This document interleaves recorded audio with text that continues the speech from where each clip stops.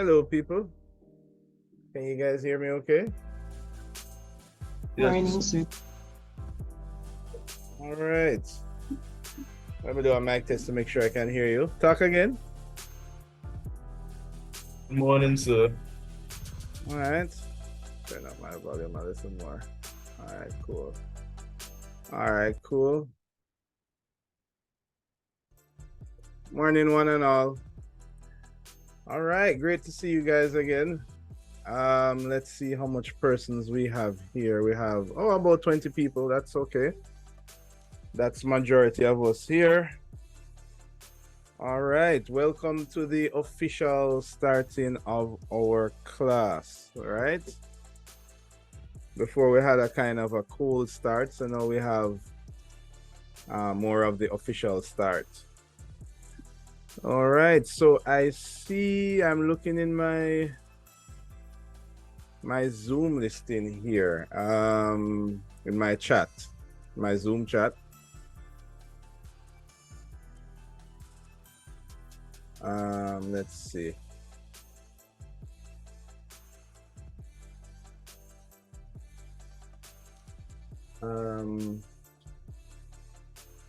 All right, I see some persons have accepted the invite.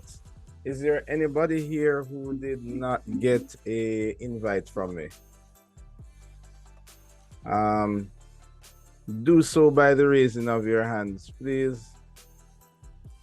Who did not get an invite to join my the class Zoom group? All right. I see Nastasia. Do I have that pronunciation right? Nastasia? Yes, sir. All right, cool. And I see, all right. So here what you guys have to do. Zachary Johnson and Nastasia. Love that name. What you can do is go to the class website. So I'm gonna type that in the chat, which is, there we go. Students, computing, DDM. All right, here we go. Let me put that over in the chat. Right, so you're gonna go to the class website, and at the top left-hand corner, just register your name. Okay, sir. Let me give you a quick preview of that. Right, so when you go over to the class website, it is, yes, it's going to look like something like this. And then all you do is head over to this button here and choose register for class. Once you register for the class, I will get your information and I'll send you an invite. All right? Okay, sir. Thanks. All right. So welcome all. Now I get the opportunity to meet you guys because I didn't really meet everyone, right? And I can get to introduce myself as well. All right, so firstly, let me start off with myself.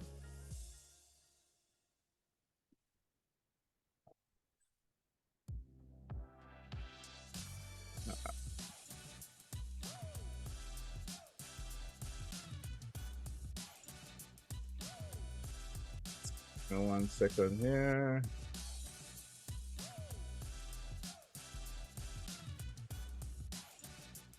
By the way, can you guys hear me okay? Is my music too loud in anybody's ear?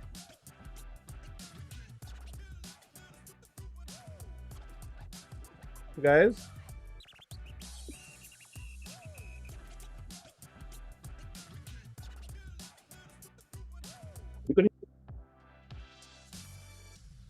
Okay, cool. All right.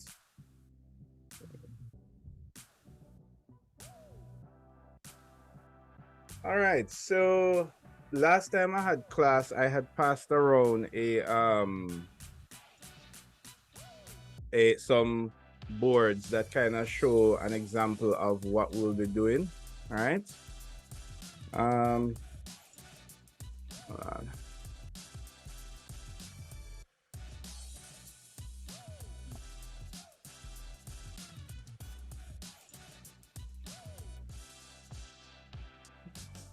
All right, you guys seeing my screen share?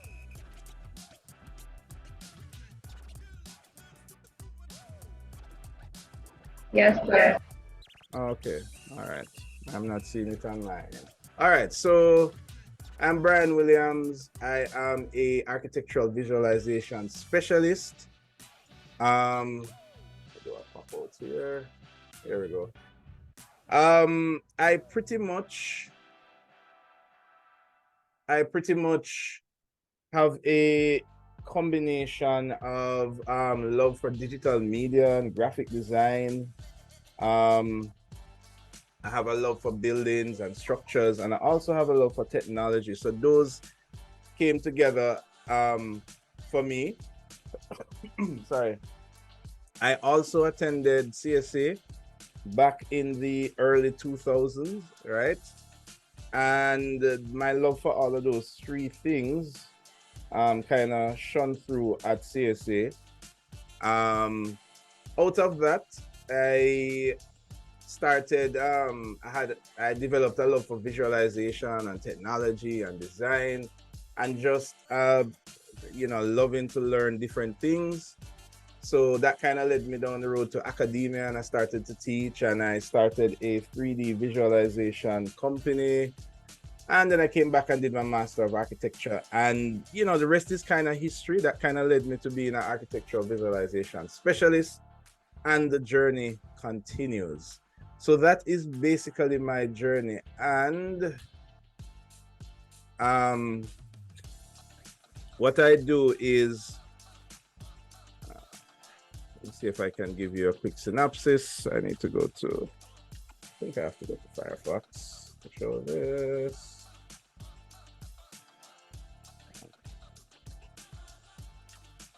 Close this.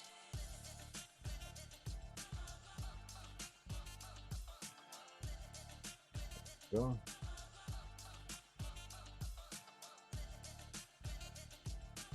Hang on a sec while I just fix up so you guys can get some audio from me.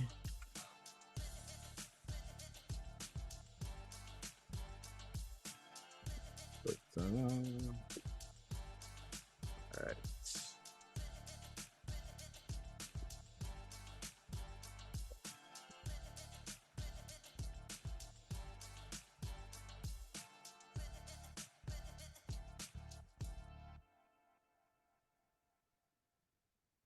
Okay, there we go.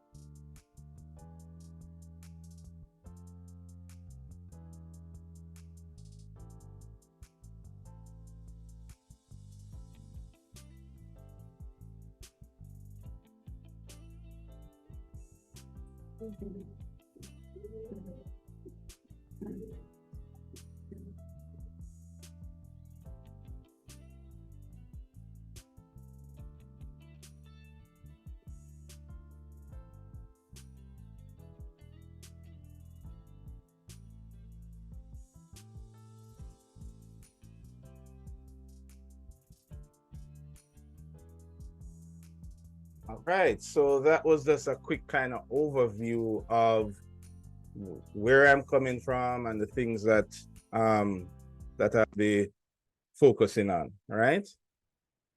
Now, before we go any further, I do want to know a little bit about you guys. Let's see, there are all 20 plus of you here.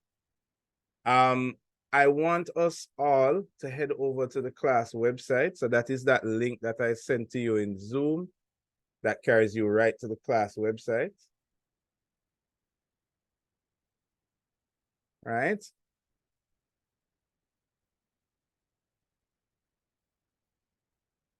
Everybody there yet?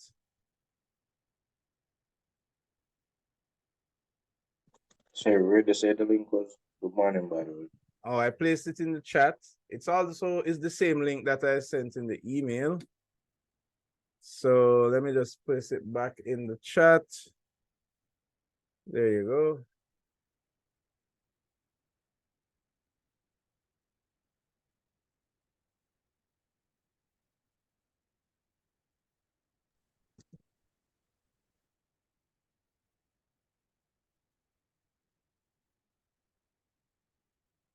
All right, when you guys head over to the class website, I want you to head over to the class whiteboard. So that is this little icon that you'll see here. I want you to click that.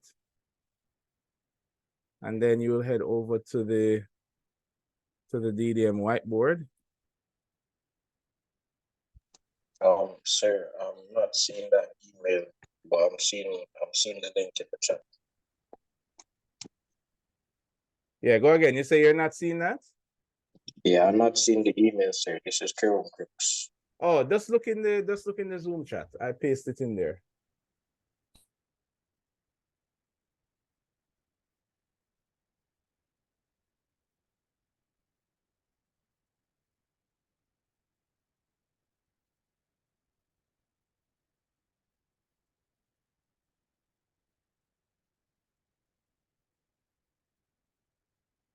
All right. All right. Is everybody over on the DDM whiteboard as yet?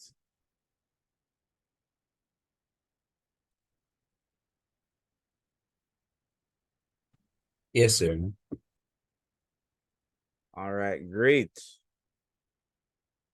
All right. I can see the different persons that's logged in. So Zachary, I see you. Make sure to reconnect to the internet. Oh God. All right, let me restart this. All right, I see like a few people. Let me just give everybody a little chance to jump over to the whiteboard.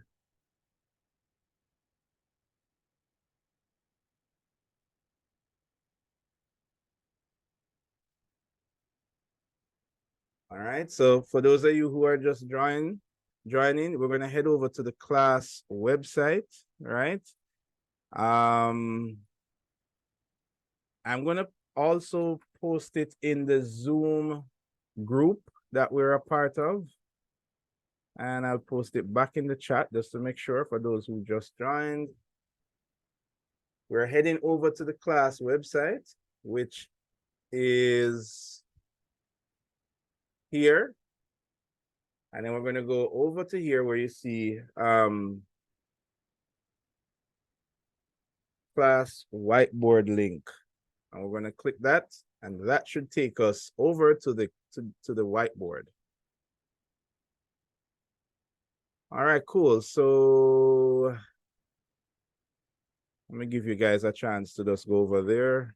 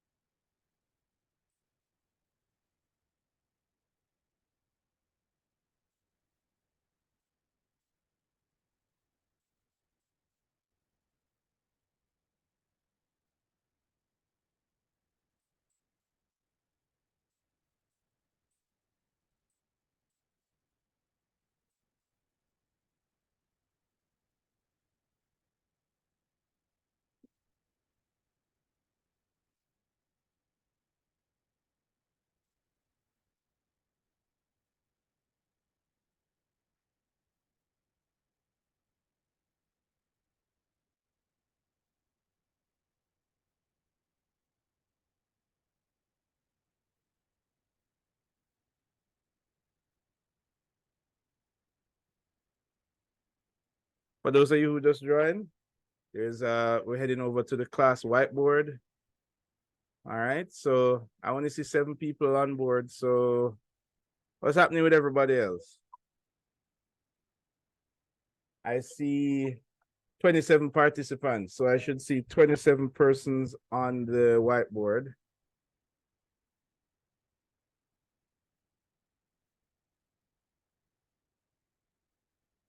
All right.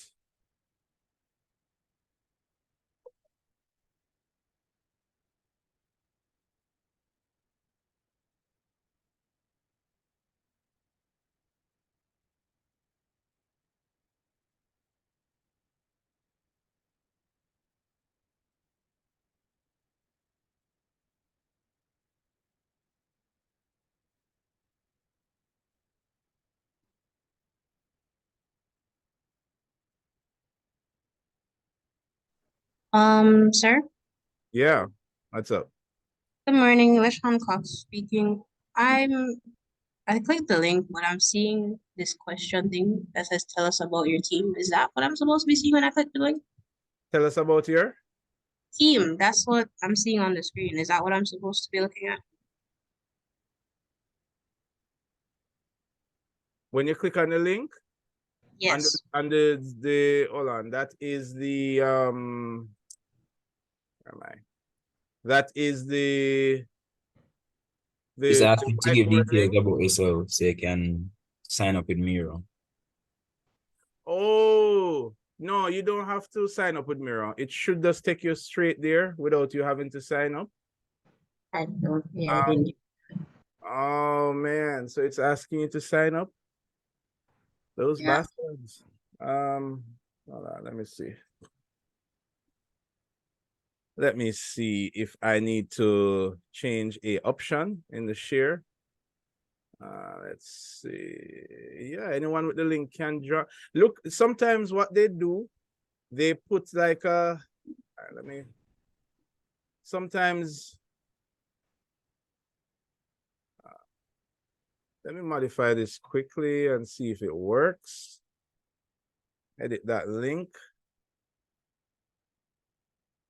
Publish. All right, go ahead and now refresh the website. So you're going to hit refresh at the top and just refresh that website and then click back on the class whiteboard link and see if you still have to sign up. I mean, ultimately you do have to sign up, but you don't have to do it right this minute. So when you click on the link, it should carry you straight to the board. Tell me if that is so for you.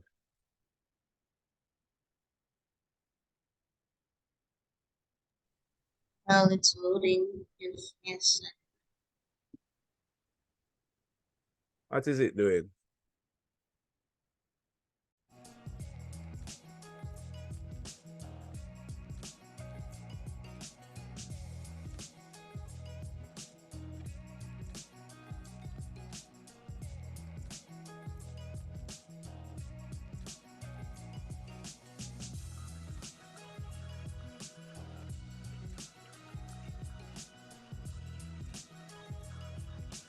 All right.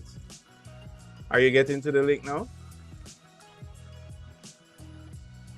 It's still loading, but I think that Yeah, all right, no problem. It's probably taking like a while to load. yeah. All right. Thank you, sir. Is there anybody else that's having any trouble getting to the mirror board?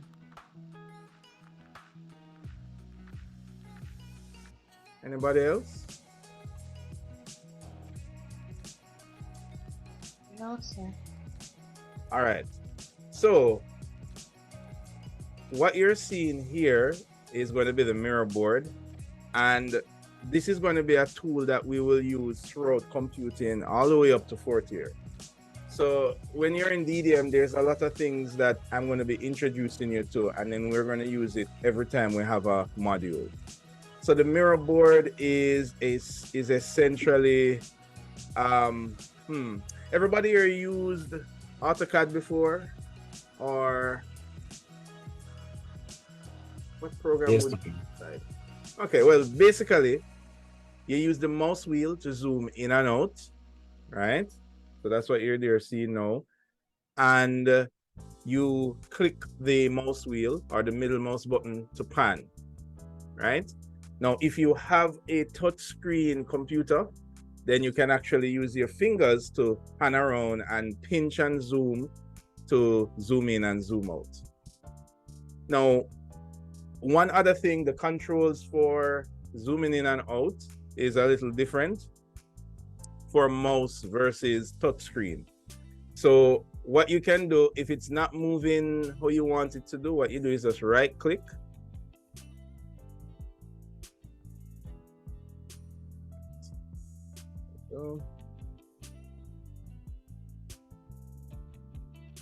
Where am I? Here I am. All right. So what you do is just right click. Put this over here. Right. And then when you right click, you will see mouse or trackpad, and you can just choose that and then decide if you want to use a mouse, a trackpad, or auto detect.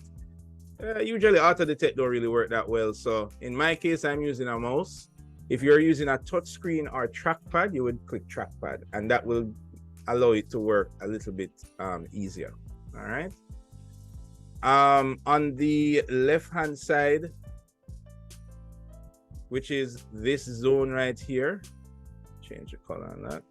All right, this is where you have all your tools. Pretty much we're not going to really use them that much. You may use the text box a little, and we may use the sticky notes a little, but that's pretty much it, right? So this is a tool that we will use to collaborate. Imagine that we were in a classroom and I said, Antonio, come to the board and show me this thing.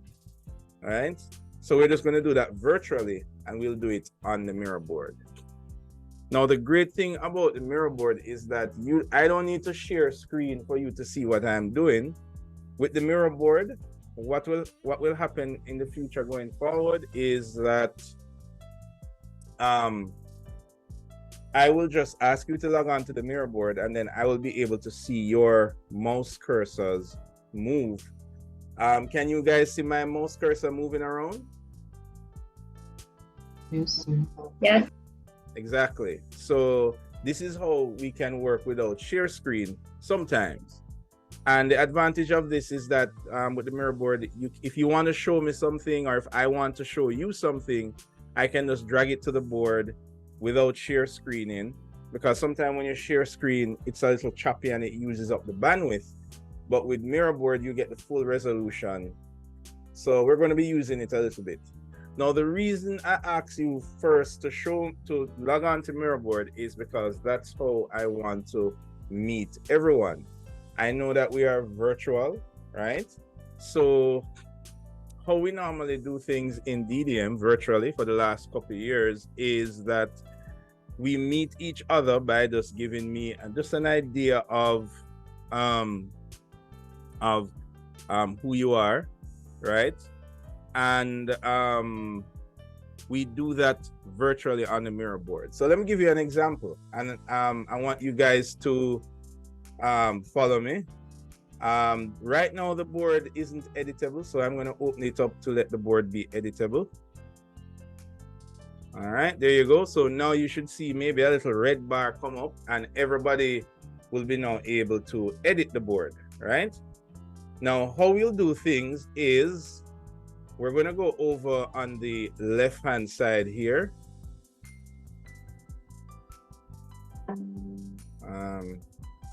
I'm going to just stick a example right here. So on your tools here, we're going to go to that tool right here, and I'm going to do the first one. So I'm going to go there, and I'm going to choose, let's choose a letter size, and then you will see a letter size sheet pop up on my screen. Let me put this down here. Now, the great thing about this board is that we can all like mess with each other. Like literally it's open so anybody can edit. I'm going to put a photo here of myself, maybe something like that. Then I'm going to name this board, and I'm going to call it Brian Williams. And I want us to answer, let's see, like just one question. So firstly, I would say, what, make this a little bigger, maybe about 24. Oh, wait, this is too big. So let's make this a little smaller. Like, all right, not time for you guys to edit yet. We're just watching. So you guys just need to log on to the mirror board and see if you can find me on the mirror board.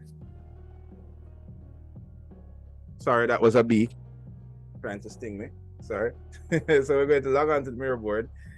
And yeah, so I'm going to put this picture there. I'm going to just put that there. And I'm going to say, firstly, what is my nickname? All right, I'm going to make that bold. And then, what was that, Javid? Sir, I said a picture of the calm still. What about the picture? They look calm. Look calm, looks good. It looks, sorry, your signal a little bad. Say it again. Nah, never mind, it's all right. Yeah, hold on, let me go a little. All right, so firstly, what is your nickname? What digital programs?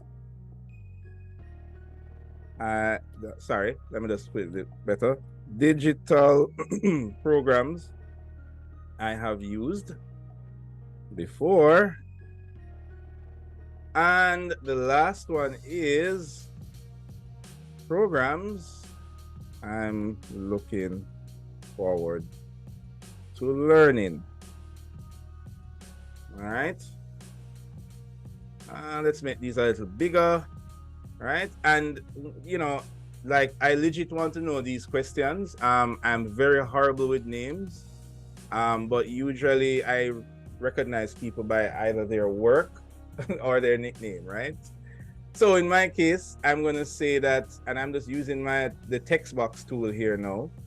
And my nickname is Brains. And the reason why it was Brains back in CSA is because Brains is very similar to Brian. You just switch the I and the A. And I was kind of a computer geek, so how fitting, right?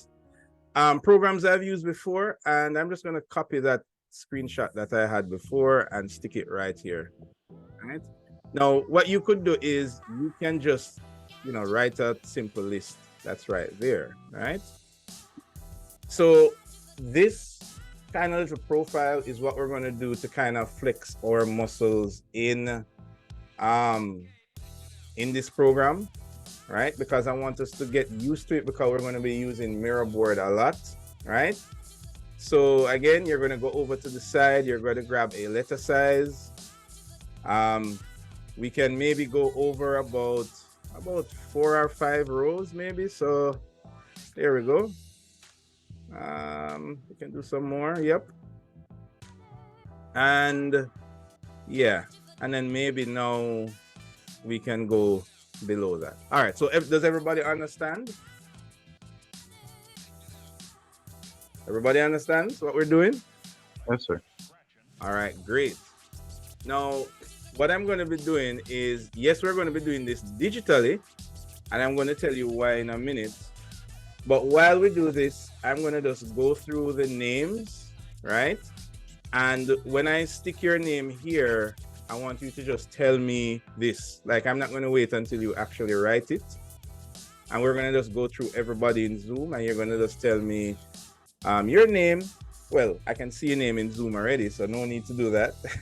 So just your nickname, what programs you have used before, and what you're most looking forward to learn in DDM, right?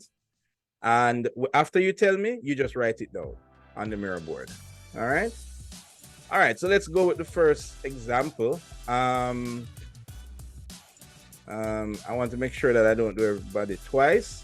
And also this helps me with my pronunciation of your name, right? So let me go with the first one at random. I'm gonna just paste the name here. So is it LeSean Cox? Do I have that pronunciation right? Yes, sir. All right. Whew. So good so far. So notice that I've edited the board with your name here. So then you would just follow me and do the same thing that I did. If you can find a profile picture, just grab it from your Instagram or your, wherever. Doesn't matter, right? Have And to? just stick there, right? Do I have to? Well, I would say yes, and I will tell you why going forward. It can be any picture. Well, firstly, this is because we're not meeting face to face, and in Zoom, the camera is not a requirement anymore. So, like, literally, I would not recognize you if I saw you anywhere. So, this is the best way that I can recognize you because this course is going to be online, right? So, don't get caught up in the picture. I mean, if you can't find any, just move on. But as it is right now, I just want you to tell me a nickname if you have any. If you don't have any, that's fine, right? And the programs that you've used before and the programs that you're looking forward to using. So go right ahead, LeSean. Okay, I can't find the photo because I'm on my laptop. But my nicknames, most people call me Lish. When I came to CSA, they call me Natty. So anyone will do. Okay. All right, Lesh. Programs I've used AutoCAD. I've tried SketchUp Mm-hmm. and failed miserably because I didn't really understand some. But the ones I'm looking forward to is Photoshop, mostly, and Revit. Hold on. So that last one? Revit. Oh, okay. All right, cool. All right, good stuff. Let's keep it going. Let's see. Kamalan Hamilton. Do I have that right? No. Simalan Hamilton. Yes, sir. You have it right. All right. Wait, is it Simalan or do I have Yes, it sir. right? Oh, Yes, okay. Someone. All right, cool. All right. So nickname programs that you used before and the programs you're looking forward to using. Does 2D CAD count? Yeah, any program that's related to architecture. Back in school. Mm-hmm. And one that you're looking forward to using? SketchUp. I'm looking forward to using SketchUp and Revit, sir. All right, cool. All right, so you're now to add that to the board. All right, are you on the mirror board? Yes, I'm on the board. All right, so just look for your name and continue. All right. Sashia Ned. Do I have it right?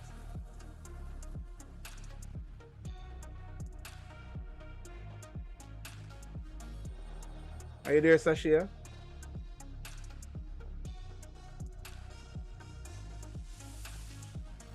So, no, that's not how my name pronounced. But No, tell me how it is. Is it Sashia or it's Shakia. Shakia. Yes, Ned. All right, Shakia. Oh, wait a minute. Hamilton, you didn't tell me your nickname if you have any. Sir, you could call me Sim for short. That's what everyone calls me. Okay, all right, Sim. All right, cool. So just add this stuff on the board. Right, cool. All right, Shakia. All right, go. Yes, sir. Nickname, programs that you used before, programs that you're looking forward to learn. Well, in DDM, I should say that. Nickname, you could call me Tia, or you could call me Shaq. All I right. would prefer Shaq. Mm-hmm. Program I've used before is AutoCAD. I've used also Chief Architect, but that was a long time ago. And program I'm looking forward to using is SketchUp and Photoshop. All right, SketchUp and Photoshop. All right, cool. All right. Well, you're in the right place because that's literally on our list of things to accomplish, right? All right, keep it going. Austin, is Makila Austin? There's Michaela. Michaela, yes, Michaela Austin. All right, you know the Yes, sir. drill. The fan is in your mic. I know it's hot. Yes, sir. Nickname, my friends call me Max. And call me Max for short. Okay, Or cool. Kayla. Something like that. I've used AutoCAD donkey years ago. Right. So I guess one that I would look forward to using is Photoshop. Photoshop. Yeah. All right, cool. All right, in the right place again. Just look for your part on the board and do your thing, right? Okay. Are you guys able to edit the board, by the way? Yes, because I know that it probably take a little bit of getting used to. So remember, you're going to go for the text tool. That's the tool on the left. All right, let me help you guys out a little bit. All right, there we go. All right, so you're going to use the text tool and then let me just give you a shape right here. I mean, if you've used PowerPoint, you should be like totally fine, right? Picture here. All right. Also, I want to encourage you guys to, whatever picture you use, also put your picture on the Zoom. Because when, for example, if for the Zoom chat that we're speaking to each other, sometimes I'll recognize you by face, so that, you know, I can know at least who I'm talking to, apart from just the name. All right. All right, cool. Okay, moving on. We're gonna kind of move a little quickly here. So where am I going to? Andrew McIntosh. You know the drill. Yes, sir. My name is Andrew McIntosh. My most popular nickname is Jay, because I'm Andrew Jr. So persons just call me Jay in my community and so on. I have used AutoCAD and SketchUp before. I'm not that good at SketchUp, but I've used it before. I'm looking forward to learning how to use Photoshop and Revit.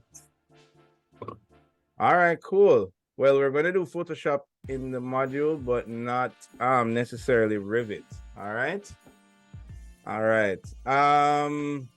By the way, guys, you can copy and paste text on the mirror board. So just select an existing text and you can just right click and copy. And then you just right click and paste. So for example, I could copy J right here and I could just stick it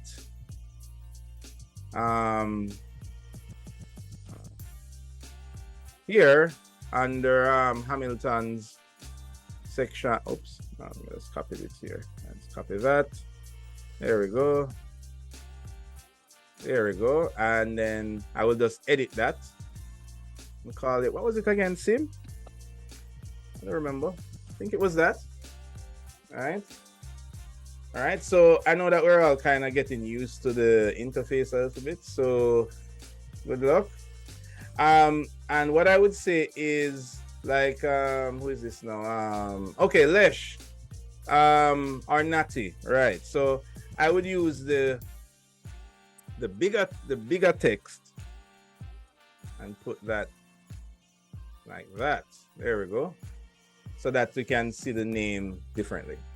All right, keep it going. That was Andrew. Where am I? Natasha? No, Nastasia. Right? Yes, sir. All right. So you know the drill. So with the device I'm using, I'm not able to edit right at the moment. Yeah, that's all right. Go ahead. Nickname person normally call me Nas. I've used Photoshop, and I'm just looking forward to try new other things. Hold on, the program you're looking forward to learning is? No, I'm saying I'm just looking forward to use other programs itself because I really only tried Photoshop and pixel art, which it's just it. All right, cool. All right, well, we're going to be learning a bunch of programs. All right, Javin, Maitland. Yes, sir. Yeah, man. All right. Go ahead. Yeah. So believe I've mastered AutoCAD. I can use Nice. SketchUp, Enscape. Started Lumion, but I'm still not 100 with it. I can use Photoshop. I also started Illustrator, but I'm still not 100 with it. All right, cool. Yeah, that's man, about it. You use a bunch of them, so that's great. Yeah. My nickname, I guess, is JOJ, basically. J-O what? JOJ. Oh, okay. All right. Yeah. All right, cool. All right, you're on the mirror board? Yes, sir. All right, cool. So you know what to do, right? Like how you versed in all of these programs, I'm not even going to edit your thing, so I figure can do it by yourself, all right? All right, Karif? Yes, sir. Morning, sir. My nickname is Reef. I guess. Okay, cool. Project programs I've used are ArchiCAD, SketchUp, AutoCAD, InMotion, Photoshop, Premiere Pro, and I'm excited about using Rhino 3D. I guess. Oh, okay, cool. All right.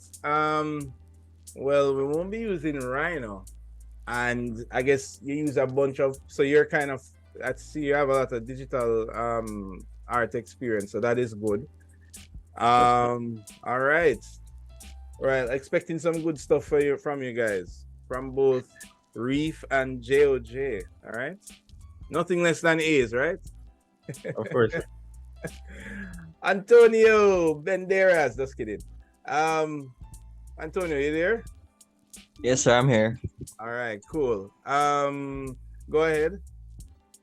Hi, sir. My nickname is, I guess some people call me Pablo sometimes. Okay. I've used ArchiCAD, Autodesk, SketchUp, a few others, but I can't remember right now. And I'm looking forward to learning Photoshop and Illustrator, I'd say. All right, Yeah. cool. All right, well, you're in the range of the bullseye call. That's our first couple exercises. All right. All right, sir. You're on the mirror board as well? Yes, sir. All right, so do your stuff. All right. All right, sir. Tinesca.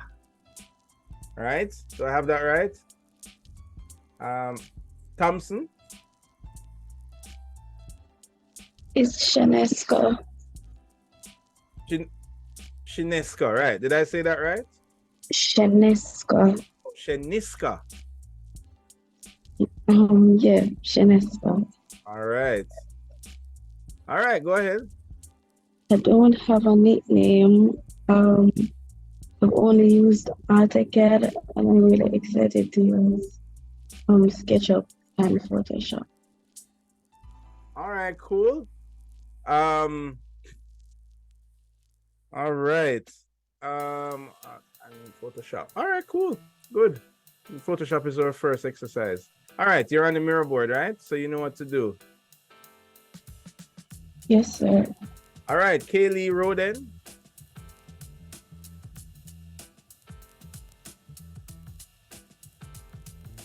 Sir, What's good up? morning. How you doing? Go I'm ahead. good. My nickname, people call me Kale. Family would call me Choco. Digital program that I've used before would be AutoCAD programs that I'm looking forward to would be Revit and SketchUp and InDesign. All right, cool. Well, a couple out of that list we're going to be using, so that is great. All right. What was that? Kale or choco? Did I have it right? The last one is nicer. I said kale, and some family members call me Choco. Choco. Choco. Okay, cool. So, That's a nice one. All right, cool. Sophia.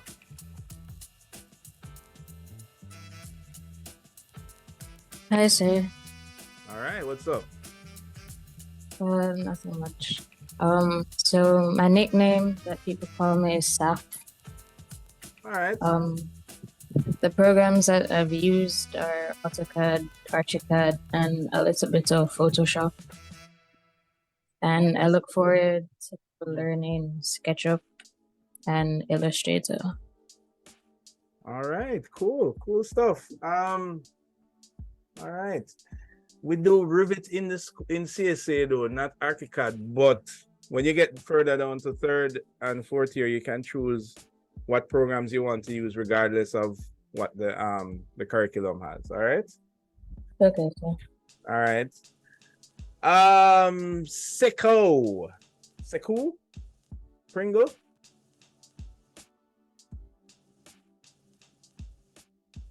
Yes, sir. Second. Right. Like one of my favorite video games. I don't have a nickname. I've only used AutoCAD, and I'm looking forward to learn all the programs. Oh wow! All right, big dreams, all the programs. All right, no problem. Yes, So we're going to learn. I'm not familiar with any of them, so I guess it's good to learn already. All right, good to go, man. All right, we will do just that. Taj, I know you are ready, don't it, Taj? Yes, sir. All right. And your nickname is Taj. Is it? That almost sounds like No, sir. No, sir. It's Big T. All right, Big T. All right, cool. Well, I know you know how to use the programs already. You looking forward to any new ones? InDesign. All Even though right. it's not new, it's more continuing. All right, no problem. No problem. I will ask you to help me to lecture, all right? All right. Is that everybody? Not at all. Riley. Morning, sir. Morning. Yeah, go ahead. My nickname would be Ryle, I'm assuming. Digital programs I've used. You're assuming. All right. I'm just troubling you. Go ahead. Your program? I've used AutoCAD, Mhm. SketchUp, Photoshop, Motion, a little bit of ArchiCAD and Vector. And I'm excited to use all of them and learn all of them as little as I can, just to have a little bit of interest to all of them. Oh, so you've dipped your toes into all of them, and you want to dip your entire body into all of them, basically. Yes, sir. All right, sounds good. Sounds good. Okay. Zachary Johnson.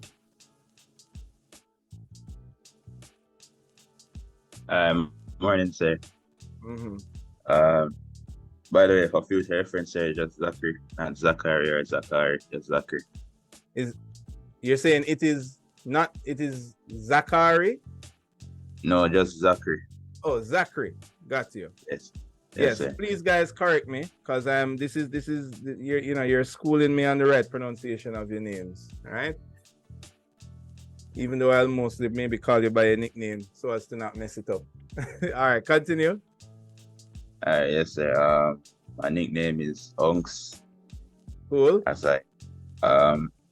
programs I've used include AutoCAD, Revit, and a little bit of Lumion. Not really 108. Cool. And programs I look forward to using are Illustrator, Photoshop, and SketchUp. All right. In the right place. We literally will go through those, but just not in that order. All right. Alexia. Guess what? When I call your name, my Alexa just answered a while ago. All right. Good morning, sir. How you doing? My nickname is Lexi. Everybody calls me Lexi. All Or right, if Lexi. like people don't know my name, because I'm Trinidadian, everybody just calls me Trini then. Oh, okay. I don't have much. Are you here? Are you here? Yeah, I'm in Jamaica right now. Okay, cool. All right. I don't have a lot of experience with the digital programs. I tried to learn AutoCAD over the vacation, so that's little experience in it. And I'm looking forward to Illustrator and Photoshop and anything else we plan to learn. All right, Trini, no problem. All right. Yes, and we'll be learning those too. Moving on. Hold on. Did I do Kaylee already, or am I mixing up with one that I previously did? No, I didn't do Kaylee. Yes, sir, you did. Oh, okay. Oh, right. Here I am.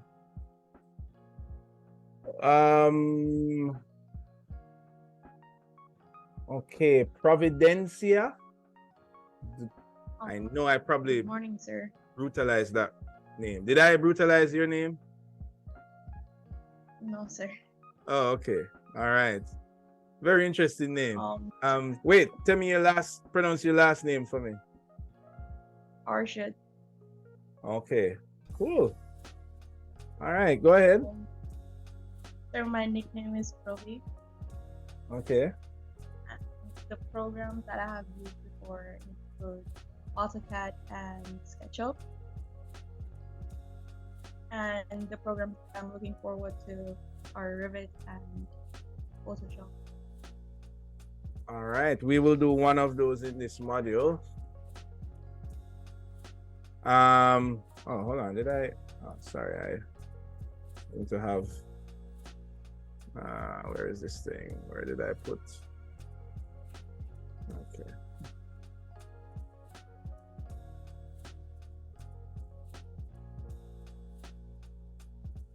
Right. We're gonna do Revit next semester, but we're definitely gonna do Photoshop. All right. All right, Matthew Plummer. Good morning, sir. Yeah. All right, so my nickname is Pablo. Hold on, Pablo again. So we have two yes, Pablos. I don't know about Antonio, you know. All right. So digital programs that I've used AutoCAD, and I've briefly run through Photoshop as well. Right. Programs that I'm looking forward to use, InDesign and Illustrator. All right, cool. All right, good stuff. Odin. I remember Odin is the boss for a game I played once. I don't remember what game it is though. I'll remember in a bit, right? Sir, God of War 2. It's God of War 2? Oh wow. Yeah. Yes, that is probably it. Ragnarok, sir. Odin, you there? Yes, morning.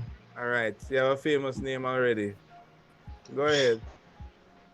Right, so I don't really have a nickname. The closest thing to a nickname that I have is Trini. Oh no, I but really that's already consider it. taken. Yes, I do consider it. And all right. well, I've used AutoCAD and I've dabbled in Revit, and I'm actually looking forward to learning most, if not all, the programs that we plan to touch on in this course, Okay. like All right. Photoshop and Illustrator and stuff. All right. Cool. Cool. All right. Reagan Hendricks. Good morning, sir. Mm-hmm. I don't really have a nickname. Like high school, they usually call me Ray-Ban, but I don't like it. So, Okay. and I am familiar with AutoCAD, SketchUp, Photoshop. I'm interested in learning Revit and Illustrator. Okay, Revit and Illustrator. All right, cool. Well, this is the school for Revit. So, yep. All right.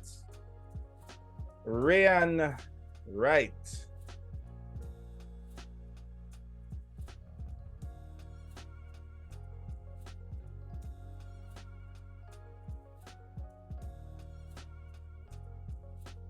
Rayan, you there? Yes, sir. All right. So we have Rayan and Reagan. Okay. Go ahead. So, my nickname would be Ray, I guess. Well, yeah. I don't know if they will call me the third Trini because I love Trini too. Yeah, y'all need to work out what's happening for the Trini. You know, you can't name everybody Trini, or is everybody going So they can name me Bagel because I'm from Tobago. So. Oh, okay. Yeah. All right. I use AutoCAD, but alone actually, and I'm interested in using Photoshop, Illustrator, and anything else. All right, cool. All right, good stuff. Good stuff. By the way, we are going to be using a little bit of AutoCAD, so that would be great. All right. All right, Dominique.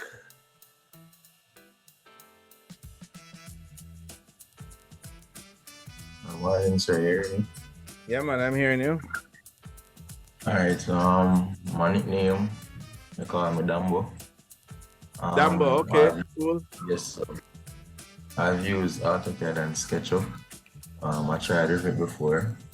I'm interested in using Photoshop and I guess other programs. Every other program. Okay. All right, cool. All right. Good stuff. Good stuff. You're on the mirror board, right? Sir, I was having a little trouble with it, but I'm going to start it out now. Okay, cool. Yeah. Oh no, I've lost my position where I was. Nope, I've gotten it back, I think. No, Zoom just totally messed up my position. All right, let me see who I don't do yet. And then you tell me if I leave out any. Rochelle Robinson.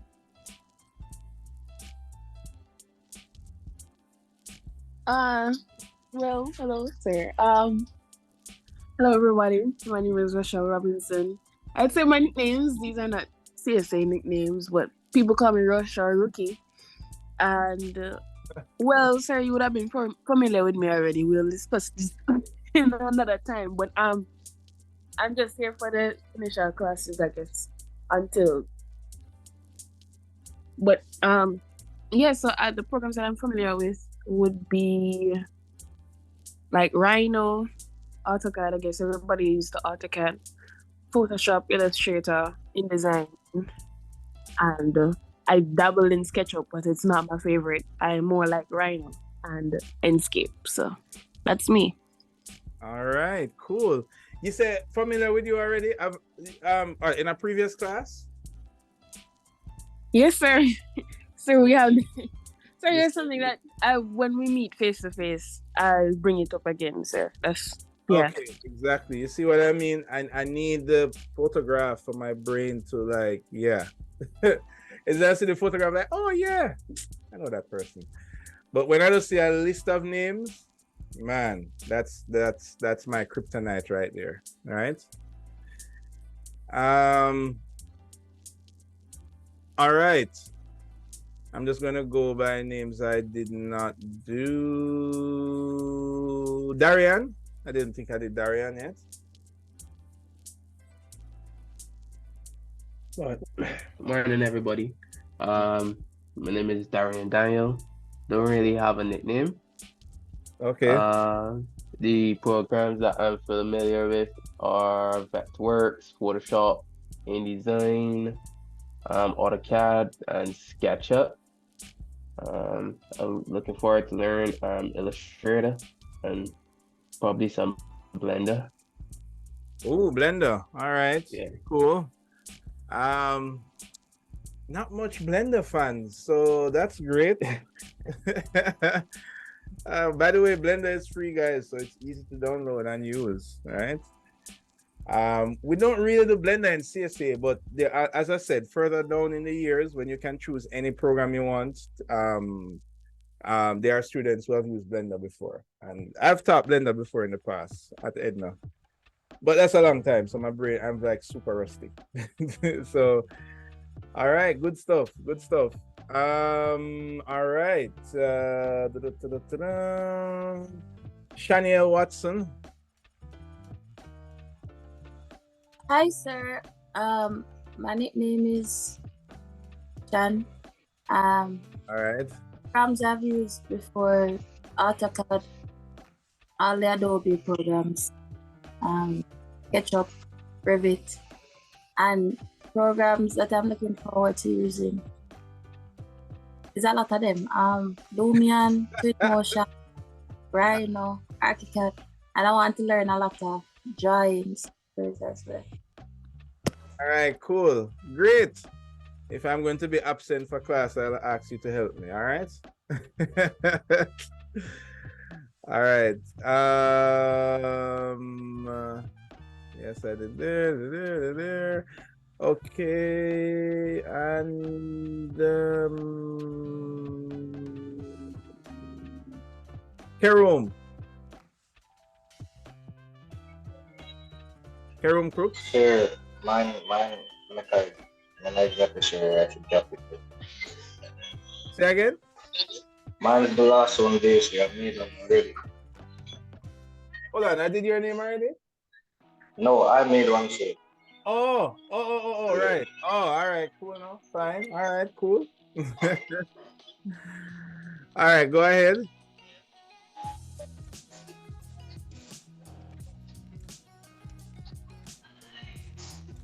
Oh, I should still introduce myself. Right, yeah, man. Nickname, same. My one. Yeah, man.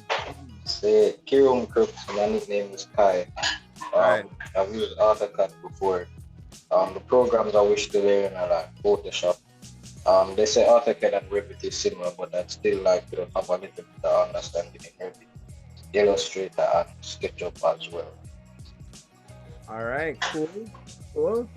All right, so because Zoom has kind of changed up my listing here, is there anybody? Oh yes, did I do Javin Maitland? Yes, sir. Okay, right. Who have I not done? Austin, yeah, Austin. Anybody here who haven't done yet? Nope. All right. So it's good to meet everyone.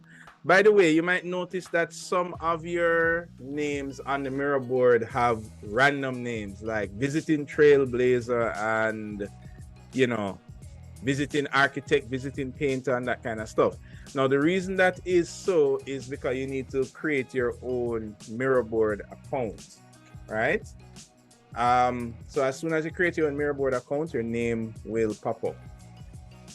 Some of the presentations that we're going to be doing through the module is going to be in Mirrorboard, and it's also going to be interactive. So ultimately, I would want you guys to sign up for the Mirrorboard. All right.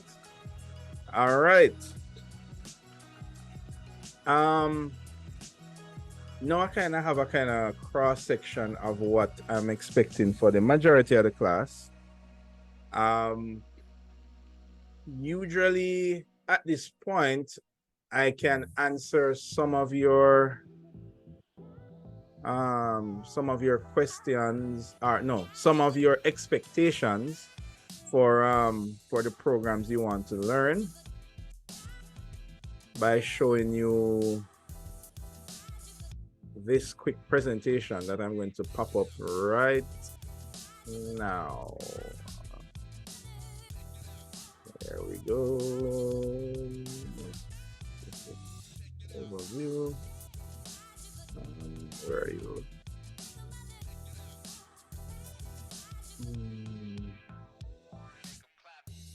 Here we go.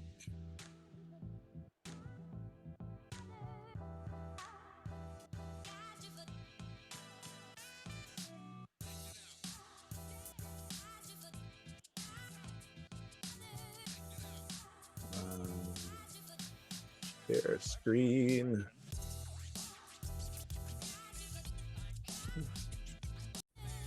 Yeah, there we go. And we're going to do slideshow. And we're going to do, there's it, pop out. Yeah.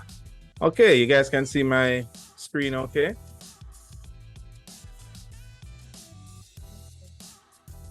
Yes, sir. Yes, sir. All right, cool. All right, so you guys are kind of getting the inauguration into all your into the computing universe, right? Just like how Marvel have their own universe with all of the different characters and superheroes. So computing has their own universe. The reason I say that is because in total there are 6 computing modules, right?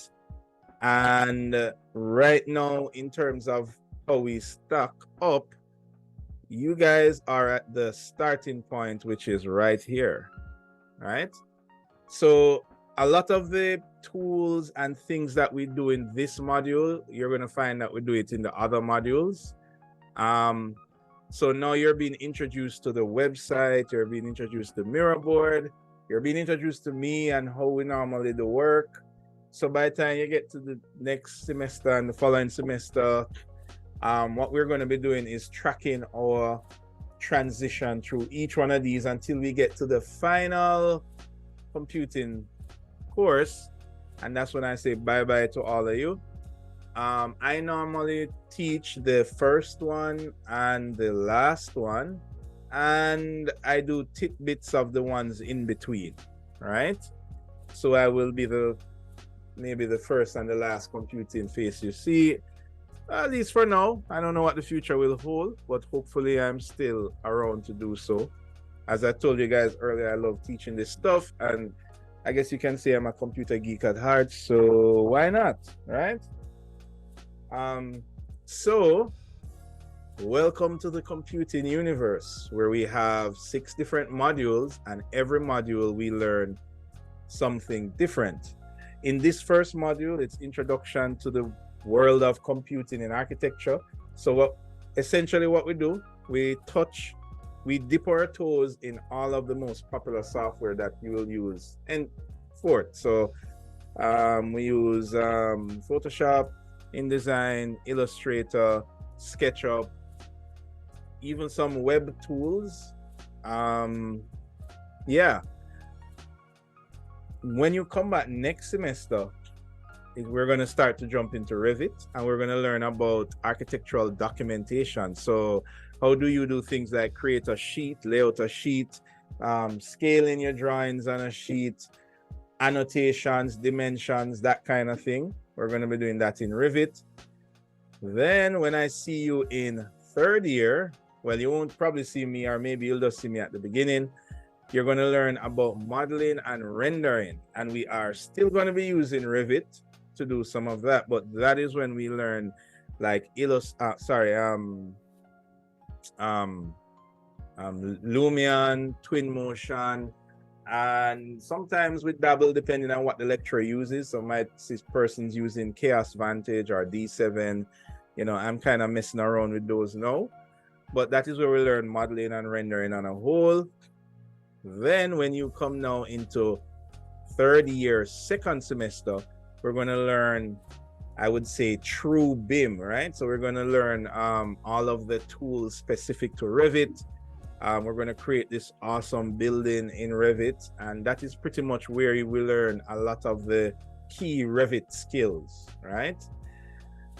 Then in fourth year now, when you're almost through the door, we're going to learn advanced visualization techniques. That is one of my favorite modules to teach. That's the one where you're free to use any program that you want.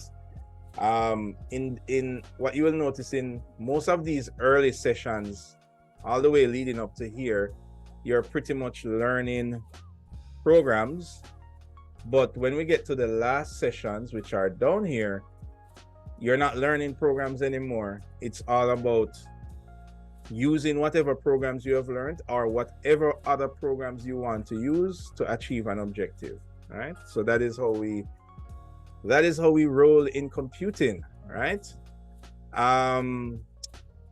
We also learn collaboration remotely, right? And in the final year, that is, I would say, if there is such a word, as the mostest, funnest computing module, because we watch movies, we play video games, and we learn about infographics, right? So you might be saying that doesn't sound right, but guess what? As we go closer to that module, we will see what it is all about, right? But it's real fun. For those of there are a lot of you that say you want to learn Revit.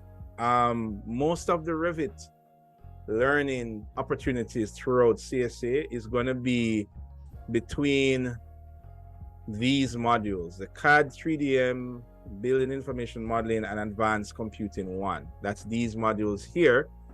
So notice that in the first year, which is where we're at now, the first step and the last step, we don't really do Revit in those, but everything in between, we tackle a piece of Revit. So by the time you guys leave here, you will be Revit masters, right? At least I'm hoping so, as long as you pay attention in class and pass all the assignments, all right? All right, this presentation that we normally do, we do it every year, right? So by the time you reach third year, you're going to be like, oh, not this again, right? So, but now you guys are seeing it for the first time, so it's just like, ooh. But we do this every year to kind of remind, because there are updates that happen. One of the updates is that our lecturers change, lecturer situations change, as what you have realized with even my case. So my lecturer situation is changing, so there are other persons that will be coming on board, coming off board, and so forth. So for computing, these are all your computing lectures that happens throughout the different years in CSA as it is. And these are all the modules that they teach. So you can see that I usually teach Advanced Computing 1, Digital Design, Media, and Advanced Computing 2. And you notice some of us share modules, like you'll notice that both myself and Mr. Baugh, which was your program director, and architect Tamara Bradshaw, who is a new person on the team, might share between one module. And there are other people who only teach one particular module. So for example, architect Malela Matandara, she is going to be your third year studio lecturer. She is a BIM specialist, as in that's like how I am a visualization specialist. She's a BIM specialist.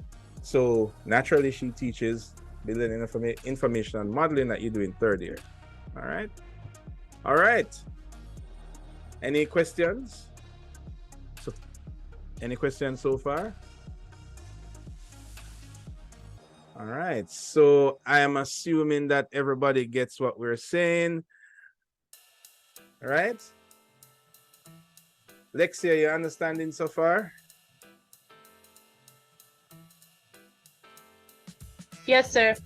All right, cool. By the way, don't mind me, guys. I will just call on people at random. So you can look out for that. Now, a little bit more about the module. All modules are 90% online. Right? It's not 100 anymore because for advanced computing one, we actually go outside and we go to do a site visit. But most of the computing modules are online, and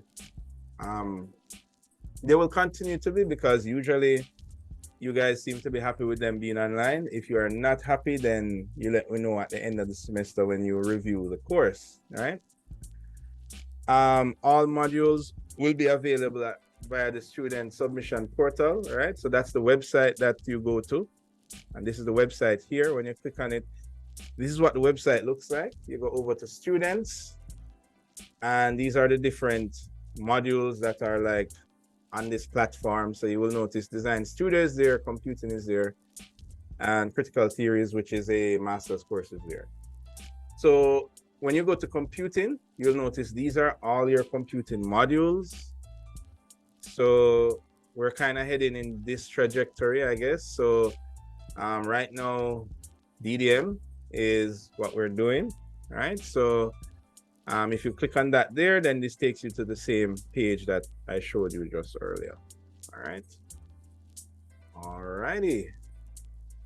Continuing. So coursework is collected only via digital forms, right? This is important. I do not collect coursework as email. So if you're sending me an assignment, it has to be submitted through the website, right? So that is super important. Please don't send me your assignments via WhatsApp or any other method. There is literally a form for every website, for every assignment, all right? A Google account is required for all computing modules. And when I say required, meaning that you literally need to have a Google account to submit your work, because we use Google Forms. All right. A camera device is recommended. I don't ask that you keep your camera on during the module.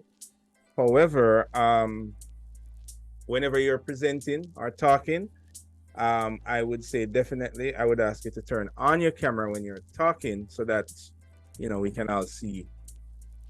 By the way, guys, you know that there is more to a online meeting apart from voice. Expression shows a lot about what you're talking about. So when you're presenting, we will use our cameras. All right, this is the one here that's super important. And the reason this is super important is this is me giving you free grades for this module, right?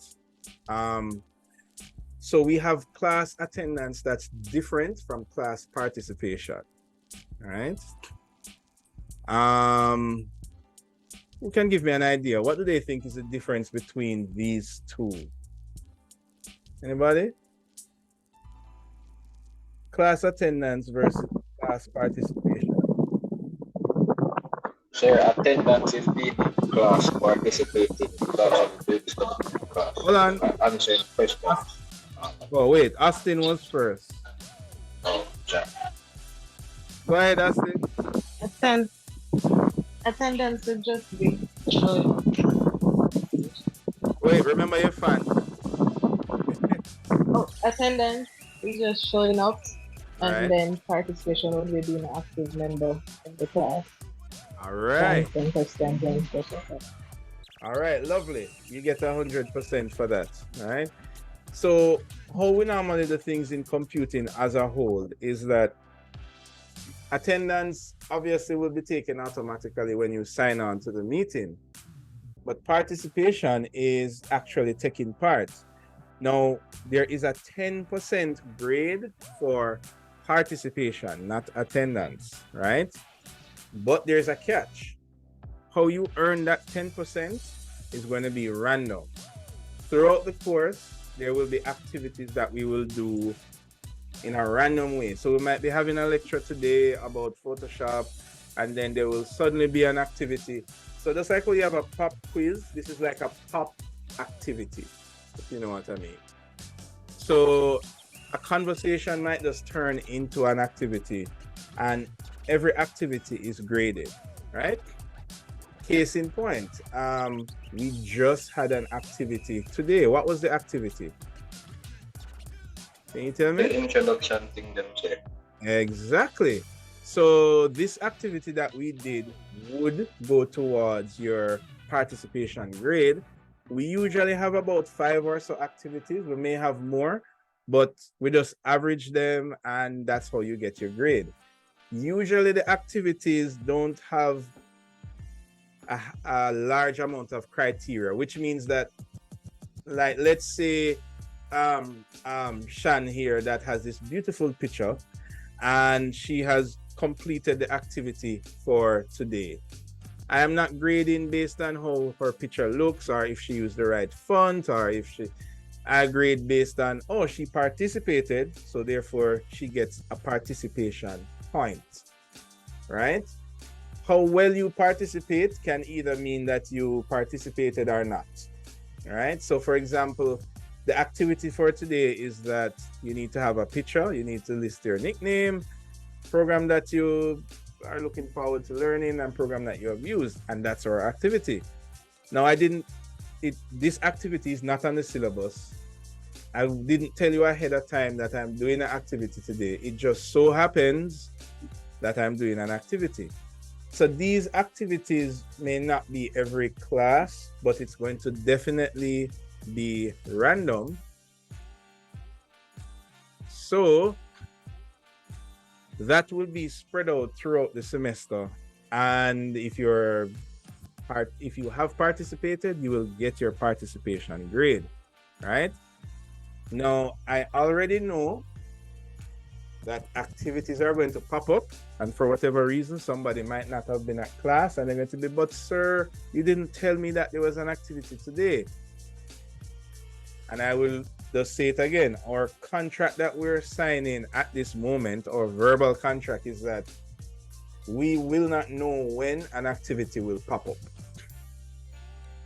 We will not know.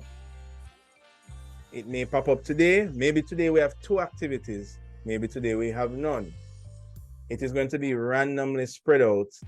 And usually you may not know if an activity is graded or not. Like, we might do an activity, but just because we do an activity don't mean that it will form a part of your class participation. All right. So that is how we roll in computing for every single module. All right. And that is how we mark class participation. All right, so we're going to be using Zoom chat for real-time communication. If I look in my Zoom group here, as you can see, zoom in here, you can see that in my Zoom group, I have multiple classes from different years. So I use this every year to communicate between students. This is DDM, our current class, and currently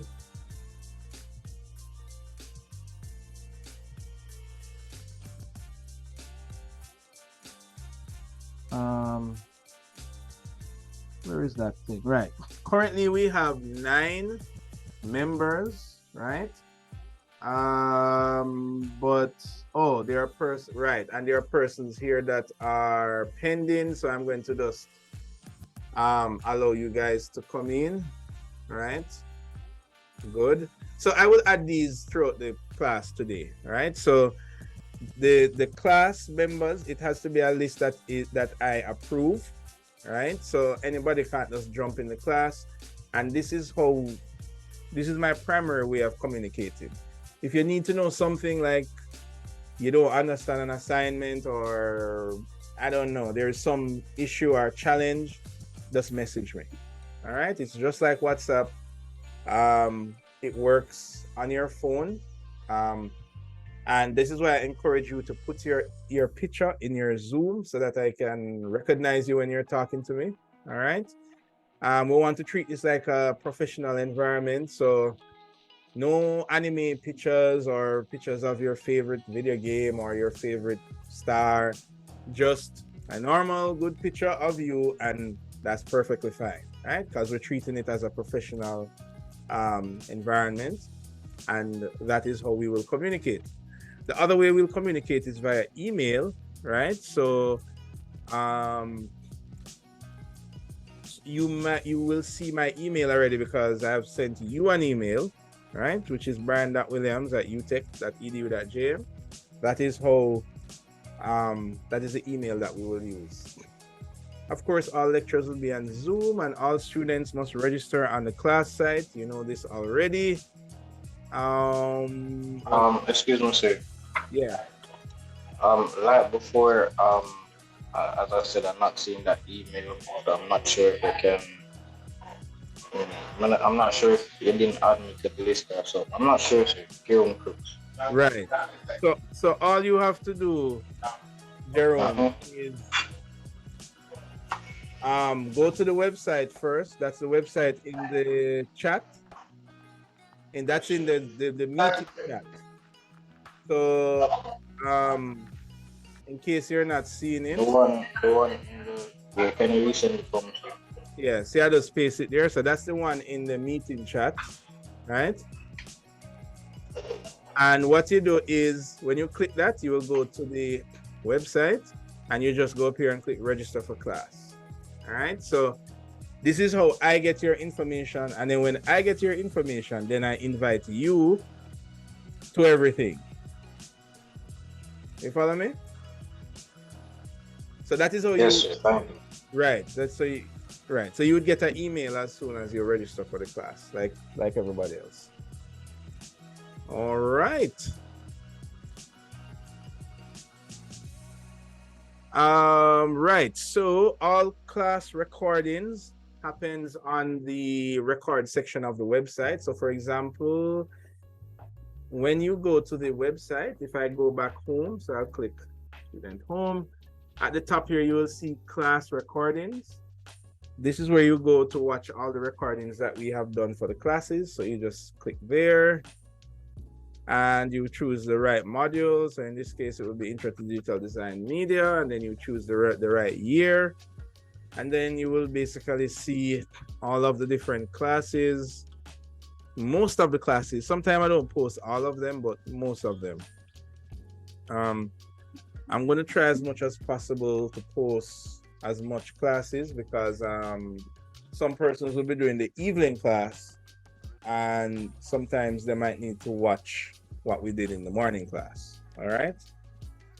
So yeah. Okay. Okay.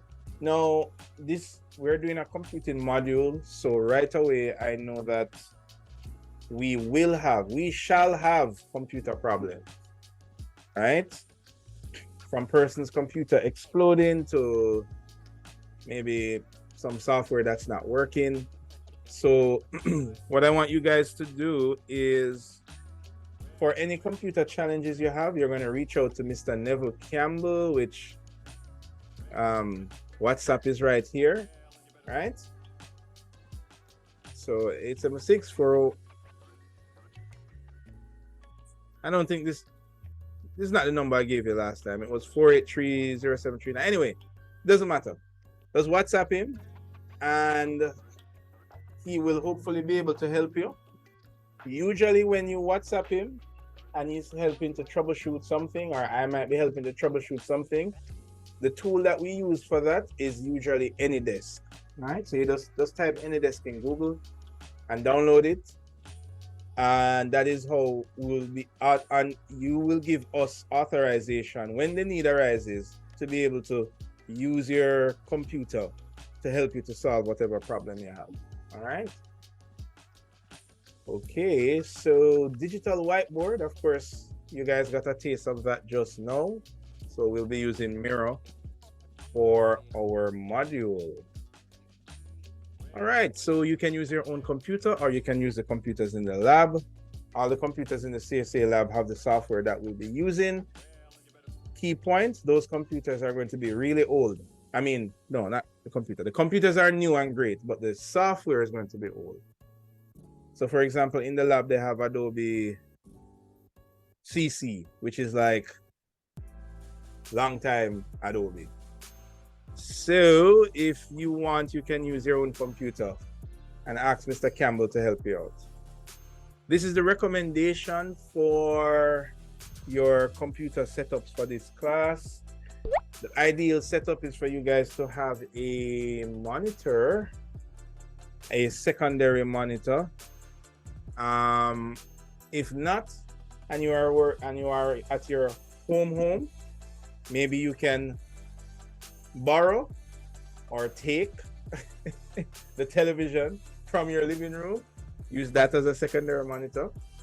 If you don't have that, then you can use a tablet or a phone for your second monitor. But try to see if you can get more than one. One that you can be able to watch the demonstration, and another one that you can, you're free, you don't have to be giving up your screen real estate to use. All right, guys?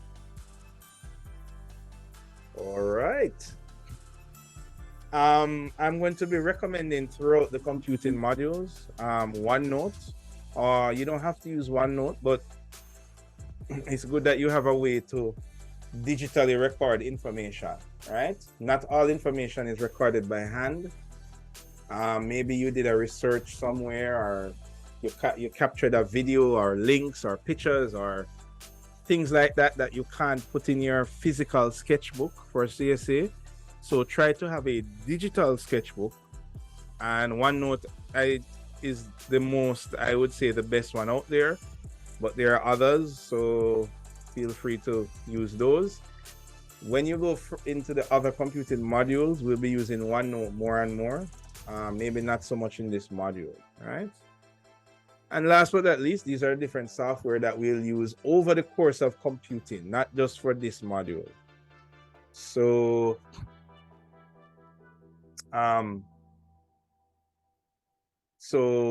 SketchUp is free, ArchiCAD free for students. All of the Autodesk apps are free. You just need to use your UTech ID to get them, right? Some of these we'll use like in other computing modules, things like Hit Express or maybe Adobe Premiere Pro, stuff like that we'll be using in other computing modules. For this one, we'll definitely be using the Adobe apps, maybe Lightroom if we touch there. Well, usually this is further down as well. And Lumion is available in the lab. Twinmotion is free. Vantage is also free. Define, the D5 renderer. We won't be using this for this module. But this is just so you'll be able to go out and get them. All right. All right. So that is the overview of your entire computing trajectory. All right. We are at the front door and we'll be proceeding uphill. Okay. All right. So, is there any questions so far from anybody?